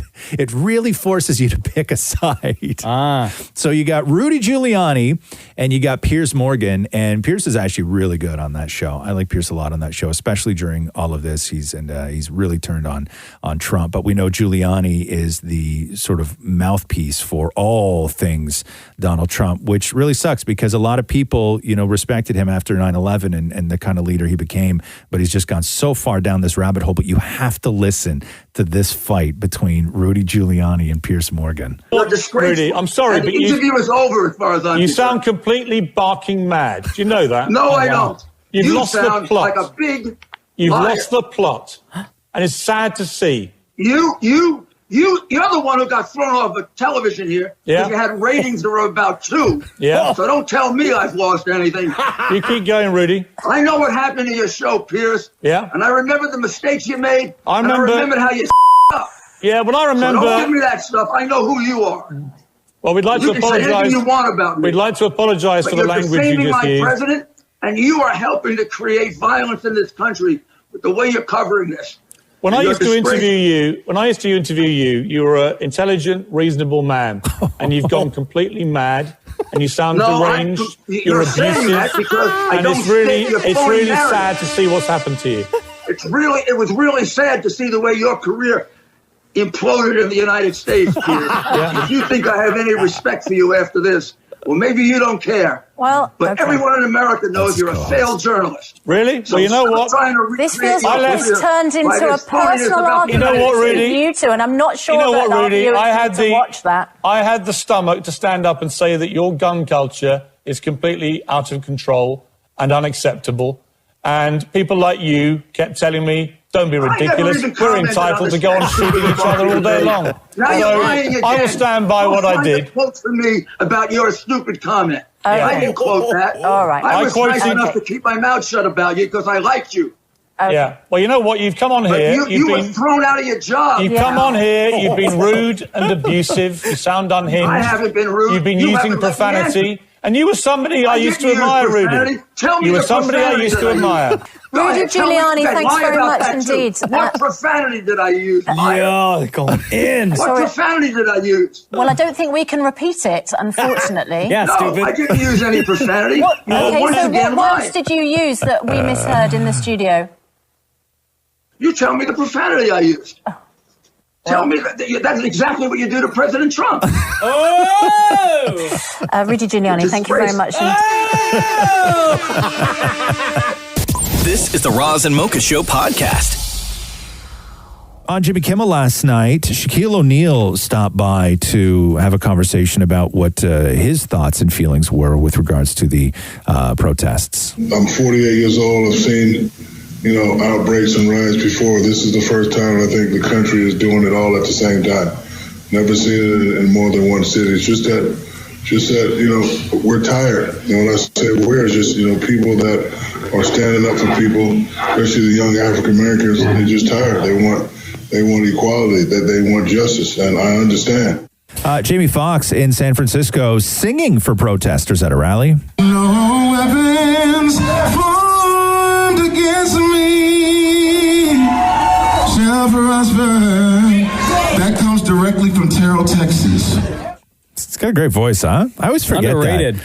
Yeah, I always forget how good of a singer Jamie Foxx is. I really do. On Good Morning America, Roxy Washington, who is the mother of George Floyd's daughter, Gianna. This is Good Morning America talking to 6-year-old Gianna about her dad. What do you want people to know? Kind of that I miss him. What was your dad like? He played with me. I know what I want to be when I grow up. What? I want to be a doctor. I'll take care of people.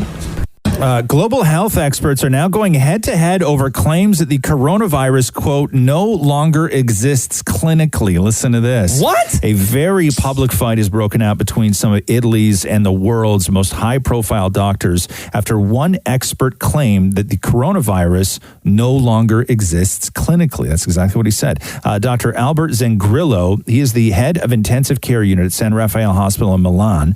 That was the epicenter of Italy's coronavirus outbreak. Caused a stir on Sunday by telling Italian media that a study by his colleagues had shown that the virus was losing its potency, saying, in reality, from the clinical point of view, the virus no longer exists.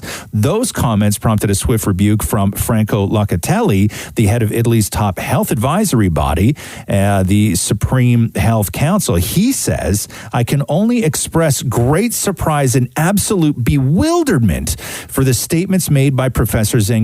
Just look at the number of new cases confirmed every day to have evidence of the persistent circulation of the virus in Italy. And then the government got involved with the argument yesterday, with one of its officials stating that Zangrillo's comments were dangerous at a time when caution is crucial. So this is what's going on in Italy right now. Anyone that has the virus now, you have it. Once it's gone from your body, you may never have it again. Or once the last person in the world is rid of coronavirus? It won't come back? No, or it won't exist in the world anymore? I think what their tests did, what this doctor in Italy is claiming is, I believe that he's saying that according to their tests, the coronavirus has lost its potency to the point of where it no longer exists clinically. I don't believe that. Is what he's saying. I don't believe that. And that's the fight happening in Italy right now. And Conan O'Brien last night, I guess Conan, I hadn't really been paying attention because there's been so much of just Jimmy Fallon and Jimmy Kimmel over the last couple of days that I didn't really check in to see what Conan O'Brien had to say or if he was posting. And he addressed this last night on his show. But does it feel right for me to talk about my feelings of sadness and anger? To do that today feels inadequate and even somehow wrong. Our national crisis is that a large and vital community in our country is in real pain. Pain because they do not feel safe or dignified or seen.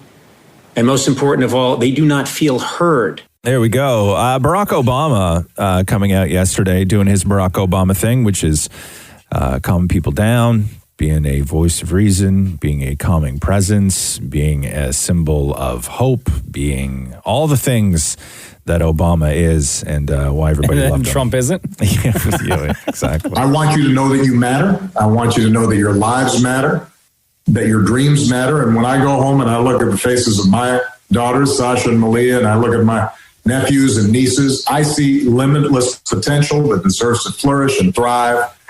And you should be able to learn and make mistakes and live a life of joy with heart. And so I hope that you also feel hopeful, even as you may feel angry.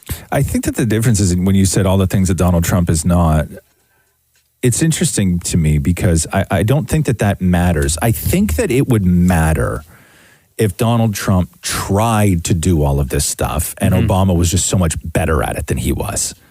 Sure.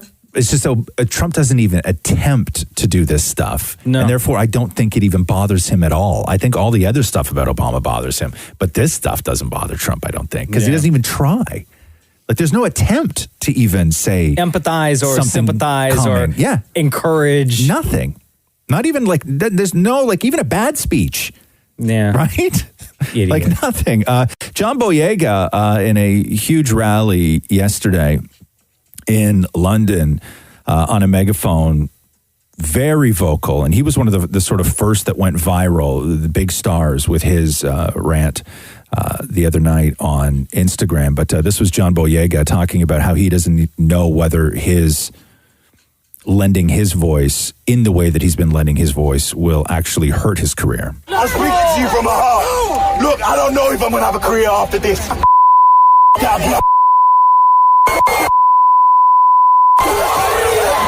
Wow, he said all that, huh? Yep. Which is, you have to understand that is a very non-Disney thing to do. Right. Right? You don't do that when you are a sort of Disney guy, and but you can't shut down the man's passion, right? No, and Disney and Lucasfilm on Instagram wrote this. Lucasfilm stands with John Boyega and his message that now is the time. Black lives have always mattered. Black lives have always been important. Black lives have always meant something. The evil that is racism must stop. We will commit to being part of the change that is long overdue in the world. John Boyega, you are our hero. So nice. I love it. That's the statement from Disney and Lucasfilm. Disney. Max Kellerman on ESPN lit up social media, especially here in Canada last night, talking about when sports are coming back and the importance of sports in America and where the NHL sort of sits in that world. And hockey fans were not happy. Listen, I don't want to hurt anyone's feelings, but in the United States of America, no one really cares about hockey. You know, the old joke is every town has 20,000 hockey fans. They all have season tickets. So the arenas are always sold out, but the TV ratings don't do anything. So it's not one of the four major team sports. Oh, Max. Why you gotta be like that, bro? That's not good, huh? Come on. According to the official autopsy, results released by the county medical examiner. George Floyd's death was due to a cardiopulmonary arrest, or the stopping of his heart. The report says that Floyd's neck was compressed when the officer's knee was on it for more than 8 minutes, as we all saw in that video, but does not conclude that it was the direct cause of his death. The other thing that came out in the autopsy is that Floyd had recently tested positive for coronavirus, although there's no indication that that was a factor in his death. Just moments ago on the Today Show, the George Floyd family attorney Ben Crump described today's memorial in Minneapolis. Well, it's going to be a celebration of life, but it's also going to be a plea to America and a plea for justice that we don't let his death be in vain. We have a lot of high-profile people coming. We want everybody to use their voices, Craig, to say no more. We're tired of dying at the hands of the people who are supposed to protect us. How many interviews have we done, Craig, like this, where unarmed black people have been killed unjustifiably, unnecessarily, and senselessly, and it keeps happening. Meghan Markle, during a virtual graduation ceremony at her old high school, had these words about George Floyd. I wanted to say the right thing, and I was really nervous that I wouldn't, or that it would get picked apart. And I realized the only wrong thing to say is to say nothing, because George Floyd's life mattered, and Breonna Taylor's life mattered, and Philando Castile's life mattered, and Tamir Rice's life mattered. And I was thinking about this moment when I was a sophomore in high school. And I remember my teacher at the time, one of my teachers, Miss Palia, said to me before I was leaving for a day of volunteering, always remember to put others' needs above your own fears. And that has stuck with me through my entire life, and I have thought about it more in the last week than ever before. So the first thing I want to say to you is that I'm sorry. I am so sorry that you have to grow up in a world where this is still present. So I am sorry that in a way we have not gotten the world to the place that you deserve it to be. Well, this is the first time we've heard from Meghan Markle in a while, in like months, right? No, she did the book reading that she. No, but like something that wasn't a. Yeah, look, there was a video where she had the kid on her knee and she was reading the book. Oh, right. Remember? Yeah. And then people pulled her apart for it because they said that it was, anyway, what are you going to do? I love these virtual graduation speeches, though. They're great. We've had some really great ones. Brad Pitt, remember that one? Oh, yeah. Where's he from? Missouri? Is that where it is? Uh-huh. And now it's time for Ask Roz and Mocha. Yo, Patrick. Hey, what's up? What's up, man? Welcome back to the Roz and Mocha Show podcast. Now, we talked to you on a previous episode, our last episode of the podcast, because you wanted advice on dating a Guyanese girl. Right. You're Irish, right? Yes, I am. Okay. How long have you and your girl been dating again? It's about 2 months now. Okay. And you still haven't met her parents or anything? Right, no. But her parents know that she's dating somebody, right? No, she thinks I'm a friend. Oh, right. Yeah, that's right. Yes. Damn. Oh, geez, you're in deep, son. So since you appeared on the last episode of the podcast, did you talk to your girlfriend? Did you tell her that you talked to us?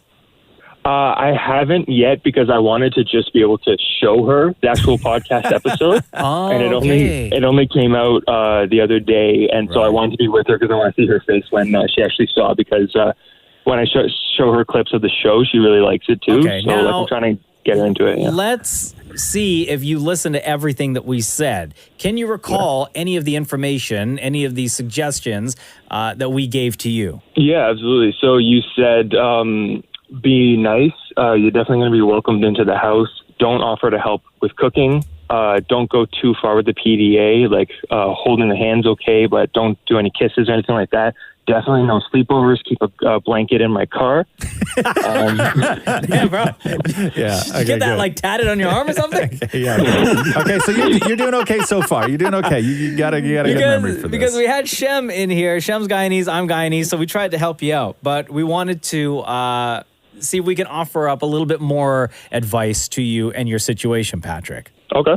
Which is why we have asked Deepa to join us on the phone right now. Deepa works with us here at KISS. You see her all over social media, right across the KISS network. Deepa is semi-new to the KISS family. Hello, Deepa. Hey, how's it going? Good. How are you? I'm good, thank you. Okay, Guyanese Deepa, say what's up to Irish Patrick, who's dating a Guyanese girl. Irish Patrick. Oh, how's it going, Patrick? I'm good. How about you? I'm good, thank you. I'm so excited for this conversation. Like, I was looking forward to this for days. Okay, so from your life and everything you know, Deepa, what are some of the rules that Patrick should know when it comes to dating a Guyanese girl, as far as going to the house and the family and all that sort of stuff? Don't do it. All right, thanks, Deepa. Goodbye. That's it. No, I'm kidding. No. It's okay. Obviously, I can speak from like my own experience. So, Guyanese parents are very, very strict. Everyone's like, "Oh my God, Guyanese people are so easygoing. Their parents must be super free," and it's not like that at all. So, the first thing that I want to tell you is, do not be offended if your girlfriend wants to hide you from her parents because she's trying to save her own life so she could potentially have a future life with you. Like, I want to make that very, very clear. So, okay, hey, Deepa, I'm going to pause you right there. Hey, Patrick. Yeah. Hey, Patrick. Yeah. And just clarify again that your girlfriend's parents just think that you're her friend, correct? Yes. Okay. They think we just met at So school. that confirms everything that Deepa's just saying. Okay. That is so typical. Like, you are going to be a friend for the next 3 years. I'm just letting you know from now, do not be offended. That's just how it is. Like, I hid my now fiance from my father for 2 years, and I don't know how I did it, but like that's. So what did your dad? Wait, so your dad didn't know? Did your mom know? My mom knew, and your mom knew for the mom, entire time. For the entire time, but it was so funny when I told my dad about it. My mom pretended like she was surprised. She was like, "What?" And I was like, "Oh, okay. I guess you're not going to back me up on this." Wow. Oh no! When is it so okay, funny. Deepa? When is it okay to sort of introduce, like after it's everything's out in the open and the parents know that Patrick is the boyfriend? When is it okay to sort of display small amounts of affection publicly or around the family, or is that? Gosh, that's a no-no. That's a no, never, ever, ever. Not even when you're married. Like, it's not. It's like it's a lot of there's a lot of confusion. So but Deepa, you're engaged right now. Has your dad ever seen you kiss your fiance? Are you mad? I almost heard the Guyanese come out of Deepa just now. You mad or what? Yeah. Oh my God! No! That'll never. You'll never see that. So, it's obviously like, you know, you're kind of walking on a fine line. But I don't mean to scare you in any way. But I thought I would kind of supply you with some information, Patrick, that might be able to help you with some conversations, you know, going forward. So, first thing that you got to know is Guyanese people are obsessed with Bollywood. Have you ever seen a Bollywood movie before? I have never, no. Okay. I'm not scared. Yeah, Patrick's like, I don't want to waste 3.5 hours of my life watching one Bollywood movie, but I would highly recommend it. Like, Guyanese people are so in love with Bollywood movies. We think that our life is a Bollywood movie, so maybe just, like, watch one. So if you ever meet her parents or her family, you have a topic of discussion. You could be like, hey, I watched this one Bollywood movie, and I thought it was good. So maybe that's one thing you could do. Next thing is, learn how to roll around roti. Nothing impresses a Guyanese mother more than a boyfriend coming into the house and rolling around roti. I see him, obviously, you've probably never done that before, right? I don't even really know what you're saying right now, to be honest. He's like, I don't even know what that is. Have you never had a roti before? No. Oh my God, Patrick! So Patrick's starting at square one. Like, okay. Okay. After we're done this conversation, Google roti, so at least you know what it is, and then watch some YouTube tutorials on how to make that. I think a huge part of Guyanese culture is food and appreciation of food. So I think maybe learning a bit about the food is a good starting point, just so you're not walking into like a household full of Guyanese people being like, what am I eating? I would also highly recommend reading a Guyanese dictionary because Guyanese lingo is a completely different language on its own. Like, I've been to Guyana countless times. I still have no idea what people are telling me when I'm there. I'm like, I'm completely lost. So if you can find a Guyanese dictionary online and read up on some of the lingo, just so that you're not lost, like if you're sitting there and they're chatting, you're like, you're not lost and not confused about what they're saying. I remember the first time my fiance met, like, my family from Guyana. It was at a family party, and he just sat there, and they're speaking English. Like, Guyanese people speak English, right? And he was sitting there, and he was so lost, and he would just start laughing when everyone else is laughing. And my uncle was like, my uncle was like, do you know what I just said? He's like, no, but everyone laughed, so I assumed that it was a joke, and I was like, "Oh my gosh, this must be so painful." Yeah. That's the white guy move. Whenever we go to a household from a different culture, like that's like it's like listening to a fast-speaking Jamaican or a fast-speaking Trini person, Patrick. Yeah, definitely. I would say the accent's even probably a little bit more difficult to understand than that, but I mean, those are my tips. Don't be offended if she doesn't introduce you right away. Try to, read up about the culture a little bit, like learn about some Bollywood movies, learn about music that's important in Guyana, learn about the food. And I think that's like a good step. I would say, though, that the biggest takeaway, and thank you so much, Deepa, but I think the biggest takeaway is don't be overly hurt if you are Patrick, her good friend, for an extended period of time. Right? Yes. Yeah. Yes. Okay. I would say that's a big takeaway. Wow. Geez, that's crazy. And keep your tongue out of her mouth. Forever, apparently. Oh my God. Oh, Lord. Deepa, we love you. Thanks very much, Patrick. All the best. Good luck, bro. Good luck, Patrick. Thank you guys so much. Hey, Deepa, before we let you go, I'm not sure if your father listens to the podcast or not, but I need to know, is your fiance a great kisser or what? Ew. I'm not.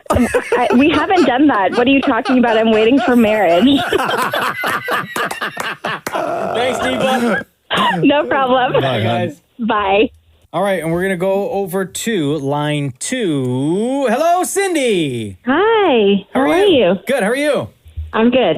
All right, so thank you for joining us on the podcast. Thank you. What is your question? My question is, besides your face, what body part do you stare at the most? Catherine's boobs. Well, because it doesn't say your own. Like, are you talking about like on our own self? Yes. Oh, okay. God. Well, the face is easy because you have to say the face because you just walk by reflections in mirrors and everything else. Like your face is the thing you see the most. What other body part do I stare at the most? I'm going to have to say, and this is not, I'm not saying this to be crude. I'm not saying this out of like vanity or anything like that.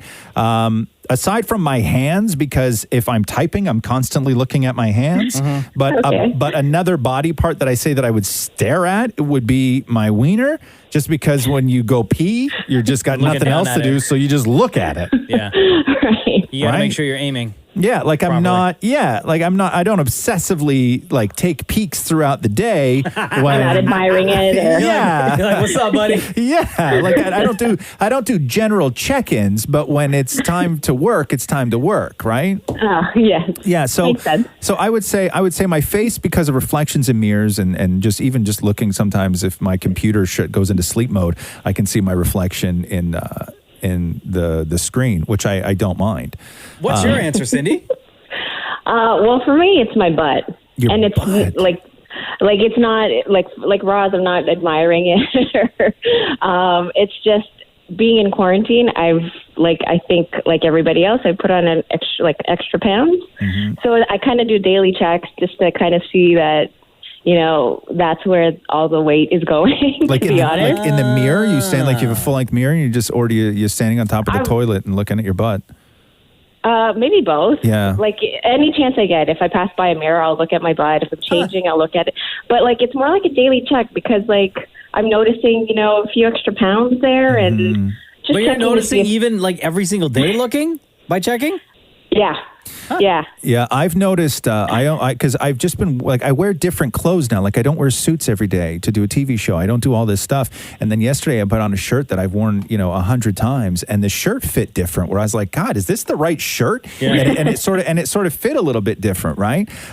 So when you're doing butt checks, are you standing with your both cheeks facing the mirror and then you crank your head around as far as it'll go, or are you doing profile checks to see how far the new butt is sticking off your body? I do both. You do both. I'll do the front check first. Yeah. And then I'll do the side check. Yeah.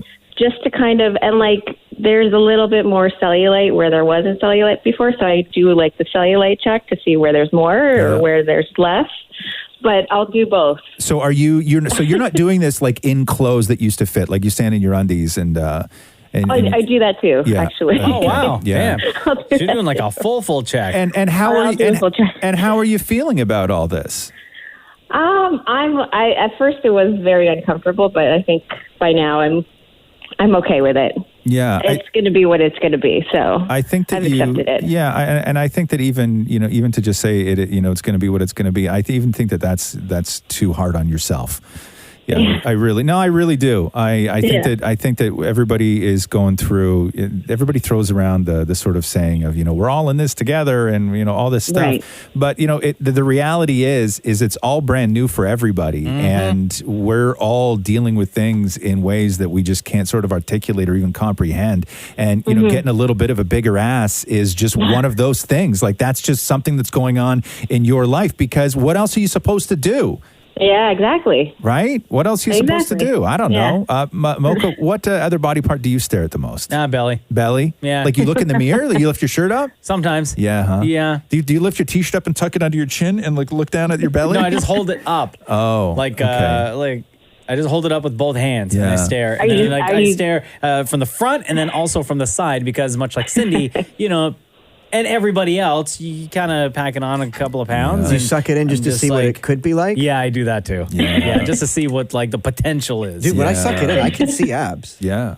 Yeah. Just saying. Maury, what's the body part that you stare at the most? Belly as well. Really, huh? Yeah. Definitely belly. Only when you're standing, or do you sometimes look at it when you're sitting? Oh, but I mean in the mirror. But yeah, when I'm sitting too. Yeah. Yeah. But when I'm like this morning, it's funny you asked this. This morning, because I was wearing shorts to bed last night because it's super hot in the condo. Yeah. And it really sticks out over the short line. Right. Yeah, it's tough. I was in the pool a couple of weekends ago, and I had a bathing suit on for the first time this year, and I sat on the couch outside to dry off because it was just beautiful and sunny. And I looked down, and I was like, "What the hell is going on down here?" Like my titties were hanging over my belly. Oh, yeah. And it was just a mess, and I hadn't trimmed down in a long time, and it was all just like matted hair, and it's just not good. So Cindy, I would not worry. We are literally all in this together. Okay. You're doing butt checks. My titties have gotten pointy, which is weird. Mocha is looking at his belly. Maurie's sucking his in to the point of where he's getting like a hemorrhage. Does Catherine ever look at you going, "Whoa"? No, she wouldn't. No, do that. she looks at me and goes, "Whoa." Thanks, Cindy.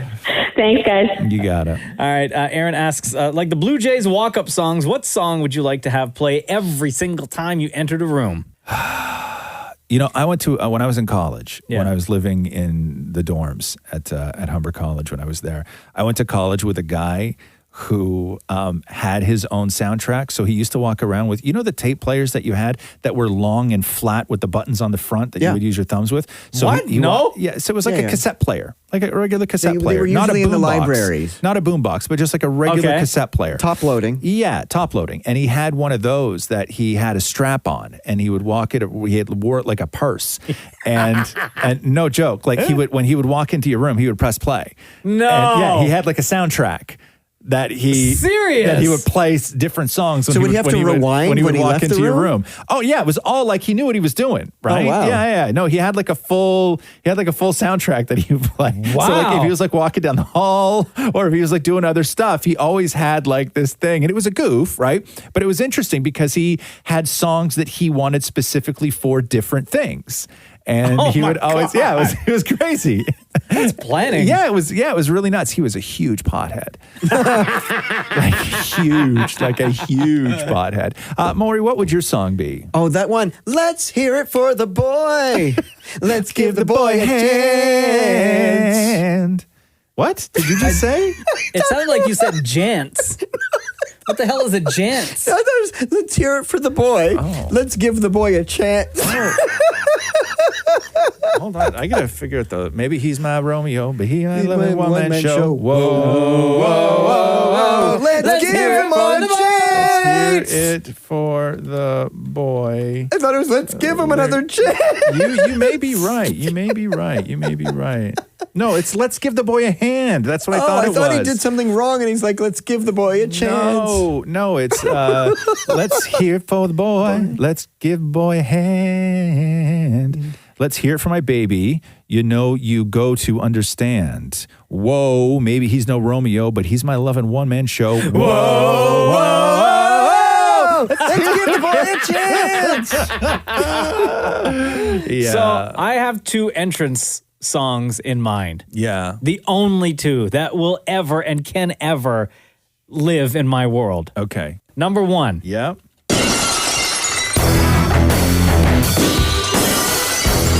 Stone Cold Steve Austin's theme song. Good one. But hold on, pause. Good but one. are you stealing somebody else's entrance music? Doesn't matter. So what? You just stole Let's Hear It for the Jants. Yeah. Right? So that's number 1. Number 2. If you smell wow. what the rock is cooking. Oh, yeah. Attitude, baby. That would be my second pick. Here, So hold on. If you and The Rock enter the room at the same time, you're both gonna have the same song. Yes, and then that's why they have to fight it out. Oh, geez. Right? So I will play you mine, Mocha, which I just found. And I have many, because I think about this a lot. Sad songs say so much. Shut up, Maury. No. Why are you so mean, bro? Sad songs they say. You have no idea about any lyrics of any song ever written, do you? Yeah, come on, man. Just give the guy a chance. Okay, so is my computer up? Yeah. Okay. So because I'm a huge fan of 2 individuals, I think that if I was a baseball player, because we're talking sports, so we got to like pump people up, right? So because I am a huge fan of Joan Jett, but also a huge fan of Shrek, I would probably go with this. Remember when Shrek whoops all those guys' asses? Yeah, man. Right? So I would probably go with Bad Reputation by Joan Jett, just All because huge fan of Shrek, and that song still, because it's always on TV, because we're always That watching was Shrek. was that the wrestling scene when Yeah, they show up at, at Farquaad's castle. At the castle. Yeah, and they got to whoop everybody, yeah, right? Him and Donkey. Yeah. Rachel has a great question. Okay. What is one blockbuster movie that, despite the hype, you never bothered to see and still have no interest in seeing? Oh, good question. I should have prepared for this one. What, do you have one? Do you know one offhand? I actually have a list. Okay. So, Grease. Yeah. Pulp Fiction. You've never seen Pulp Fiction, huh? Never seen it. Interesting. Yeah. Okay. I think you would actually really like Pulp Fiction. The Notebook. Yeah. Frozen. Right. Anything past the very first Hunger Games movie. Right. The very last Harry Potter movie. I've seen all of them except for the last one. Oh, really? Yeah. And the second last one was a cliffhanger, right? Yes. And I haven't seen, other than Tokyo Drift, none of the Fast and Furious movies. Yeah, neither have I. Really, huh? Yeah. Never. Yeah. Like, and I'm Wow. okay. Like, I'll get around to it one day, but like right now, whatever. Did you see any of the Lord of the Rings movies? I saw the first one. You saw the first one, but none of the other ones, huh? Or maybe I saw the second one. I think I saw the last one, and that was it. You only watched the last Lord of the Rings? Yeah. That must have been very boring and confusing for you. Yeah. Yeah. Maury, do you have any big movies that you haven't seen? What? Did you think I said, do you have any big boobies that you haven't seen? It's one of those days. I know. I know. It is. It's one of those days. Whatever. Let's laugh. What else are you going to do? The Fast and the Furious ones, like any of those kind of movies, like, car chase movies and stuff, I have no interest in that. Right. See, I just have to watch so many bloody movies for work that I wind up seeing big, giant movies that I have no interest in seeing. Like, there's big movies that I just wouldn't care if I saw it or not. But I have to see them all for work. So I'm trying to think of ones that I actually haven't seen, and it's difficult. I don't know if there's a big blockbuster. I mean, yeah, sure, there's a couple, in the Fast franchise that I have not seen. I only did the ones that I needed to do for work. I have no interest in seeing those. I'll tell you, if we didn't have to see Star Wars for the show, for interviews and stuff, I wouldn't have seen the most recent Star Wars movies. No. Oh, that's true, yeah? You're not a Star Wars guy. No, but I cry when the beginning happens all the time, just when that music starts. Oh, that's powerful stuff. But then you got to do all that reading. all that reading? Like 25 seconds of reading? But the words are going so quick. I know, but it's written in a way, too, that like a 6-year-old can understand it and get it. You know at what the I mean? most, it's 3 paragraphs. Yeah, if maybe. That. Like 2.5. Maybe. I can't believe you've not seen Pulp Fiction. Yeah, I don't know why. You'd love it. Yeah, I think you would really like Pulp it. Fiction. We should watch Pulp Fiction one day. Yeah, absolutely. Mark asks, if you saw Dammit Maury being arrested, would you jump in and help? I would need to know the circumstance of the trouble that Maury's getting himself into. Yeah. Like, okay, there's a difference. If I just saw Maury like on the street wailing and sort of, up against the side of a cop car and somebody's putting cuffs on, I would probably go up and just be like, hey, what's going on? Yeah. But if we were in here one day doing the show and 2 police officers walked in and quietly just put Maury in handcuffs and walked him out, I would say nothing.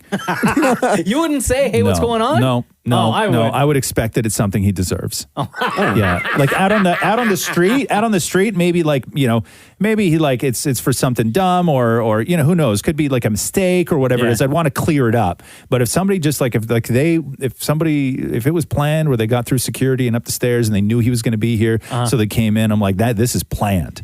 You know what I mean? They knew they were coming to get him. They knew they were coming to get him today. But back in the day, if I was driving you to work and I was getting arrested, wouldn't you jump? Because otherwise you're stranded. You're stuck in my car without me. No hablo inglés. Or you could just say he kidnapped you. Yeah, Thank you, officer. Oh my God, the trauma. Yeah, I used to keep 2 zip ties in my pocket that I was fully prepared to slip on my own wrists in case we ever did get pulled over. No, you know what, Maury? In either circumstance, I would ask. I would ask what you did. No, I wouldn't. What would you assume? But the question is not would you ask. It says would you jump in and help. It's not like would you just ask what's going on. Oh, no, because I wouldn't want to interfere with the police officer's job.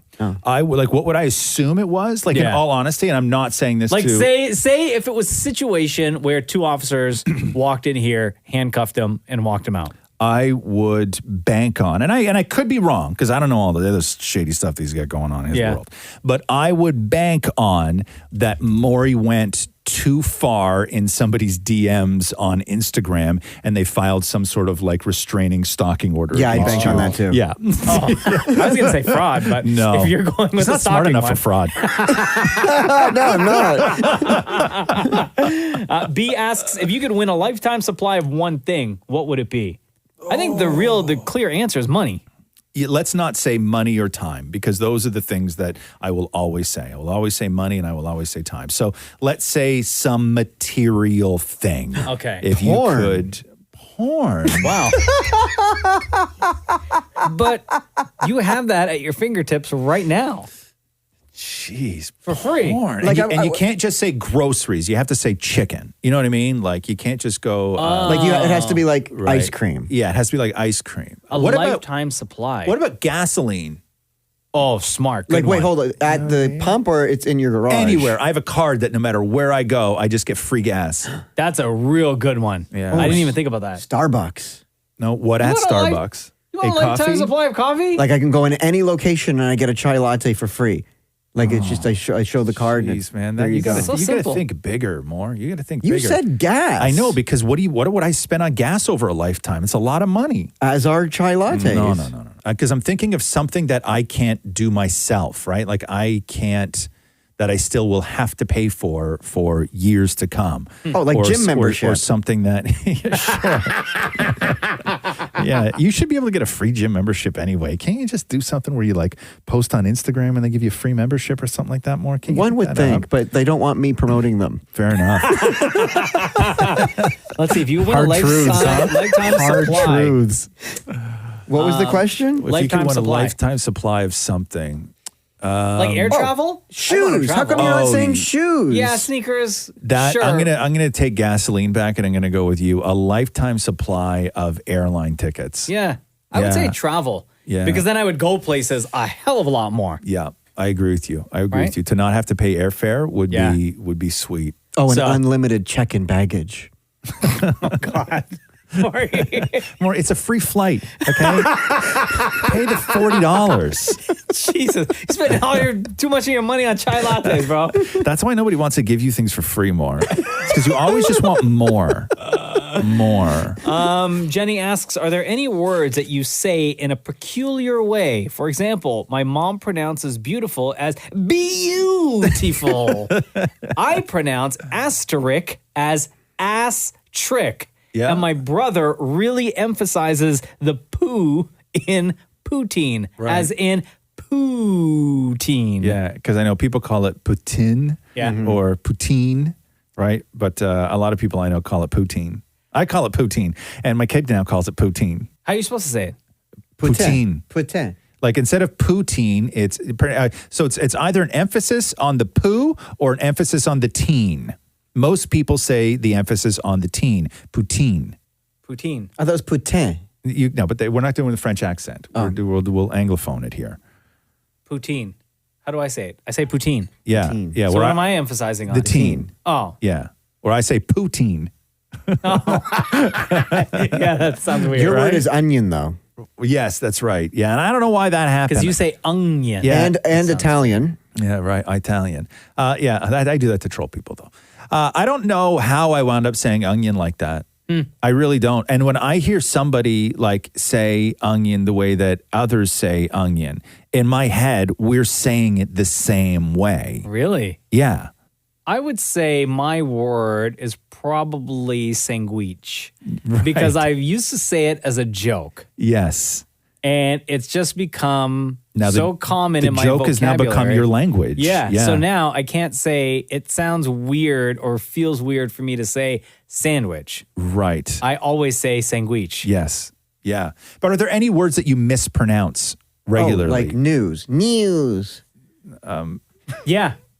The month of February, because I say February when it's spelled February. Right. I don't know if I know anybody that says February. It sounds weird I don't know to if say I've ever February. met anybody that says February. Nobody uses the R. No, right? No. Okay, so February is what I say. Yeah. No, it's interesting though. Do you say trying to think, it's like when people say library, you know? Oh yeah. I know a guy that says Valentine's Day. Do you? Yeah. Yeah, it's not good. It's not good. It's not good. But he doesn't say it on purpose. No, it hasn't happened in a while, but we went through a real run of a couple of years where people who called in on this show, and whether they wanted to say something nice or something critical or whatever it was, they would always use your guys's. Oh, I know. I still hear Right? people say that now. Your though. guys's. I You know love what? your guys's show. Mocha and I would always look at each other and just like mouth the words, your guys's? No, but that's become so common now that I think it's the norm. Yeah. Because I hear way more people saying it now, throwing it around like it's normal, Yeah. that it now, to me, seems normal. I see a lot of the younger generation, especially on social media, where they forget certain letters exist in certain words. So a lot of younger people forget that there's an L in always. Always. It's always. And there's people that don't say the R in forward. It's forward. Oh, damn, really? Right? I see that all the time, and I hear that all the time, where it's not always in forward, it's always in forward. Huh. Because you're always editing for Twitter. I hear that all the amount of time. caption. Yeah, no, but when people speak it. Oh, wow. Yeah, oh, when, yeah, they, when I they guess. say it. When Yeah. they say it, they say, moving forward. And I'm like, no, Oh, it's yeah. not moving Yeah. forward. You hear all the time people going, oh my God, I always do that.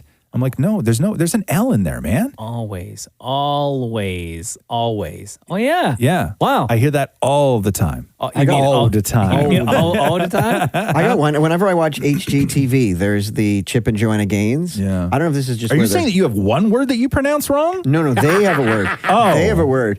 And anytime they're talking about everybody's budget, they always say, y'all's in budget. Right. And I don't know if that's right or not, and it drives me insane. What they want to say is, you're all in budget. And they go, y'all's in budget. Right, yes. But Maury, you pronounce like almost everything incorrectly. Wrong. But I would never say y'all's. Okay. The one word. No, mine is always because it's supposed to be like when bygones let bygones be the bygones or whatever the saying. No. Like you can't. No, but I say let bygones be bygones. You can't say situation. Situation. No, like you put a D in situation. Situation. It's not situation. Okay, well the situation. You know what I mean? Say situation. Situation. Sit. Uation. Situation. No, say sitch. Uation. Yes, now say it. Situation. No, say it right. Mike, you can do it. situation. Mike, the situation. Yes. See, there you go. Situation. Yeah. Situation. Yeah. Nah. Yeah. See, just give up. You're past the point now. You're in your 40s. Michael John Ortega And says, chubby. I know Roz is not interested in listening to anyone's dream story. True. But I had a dream about both Roz and Mocha. The dream was I walked in on both of you. Excuse me? Working in a convenience store while doing the show. While doing the what? The show. The show. Oh. The radio show. Oh, that's weird. So now here's my question. Yeah. Have any of you worked in a convenience store Yes, before? I have. I've worked you in really? 2 convenience stores. No. Yeah. How But did I thought not you know did this? aluminum siding. Yeah, I mean, no, this is before I was When? working when I was like in early high school. I restocked milk and Where, in Acton? Yeah. In your hometown? Yeah. I worked at a place called Ed's In and Out. And then what? It's just like such a common thing. Ed's In and Out, and then I worked at, I think it was called Don's Variety. Oh, yeah. Because there was Ed's and Don's. I think it was, were they competing? No. In a small town? Nah, Why'd nobody you leave really. Ed's to go to Don's? So I left Ed's because they didn't want me back because I wound up developing a massive crush on the girl who worked the cash. And I would just flirt with her. And then one day we got busted in the afternoon because she locked the door and took me into the video cassette area behind the curtain, if you know what I mean. And we sat on the floor and smoked a cigarette and just read the backs of boxes together. And then we got busted in there. So that was one job gone, and then the other job I don't remember why I left. I think because school started, because I think that it was a summer job. But I used to get free ketchup chips and Tahiti treat. Yeah. Perfect combo. No, I've never worked. I'm trying to think. Have I? No, I've never worked in a convenience store. I worked at the Bay for the longest time before I started working in radio, but that's it. And then I worked at just washing dishes. But you never had like a high school job kind of thing? Like you never had... Bro, my first job was working at the Bay. No, but but when I was 16. Oh, okay. Yeah. Yeah, So that was my high school job. Oh, okay. Yeah. I worked at the Bay forever, right up until I What section started were you working. in? I worked in the children's clothing and baby furniture department. My husband worked at the Bay. He was in the men's underwear section. Oh, jeez. Which Bay? The one down on Queen Street. Okay. My first job was being the photocopier boy at the religious school. And then I worked at Kookaroo's Chicken and then the movie theater. What's Kookaroo's Chicken? It was just this chicken place at Yonge and St. Clair once, and it was like good chicken. It was very short lived, but never. And never I convenience served store. Ricky Lake. She came in and she ordered a turkey leg. Oh wow! Great story. And then what happened? She ate it. More. Yeah, that's great.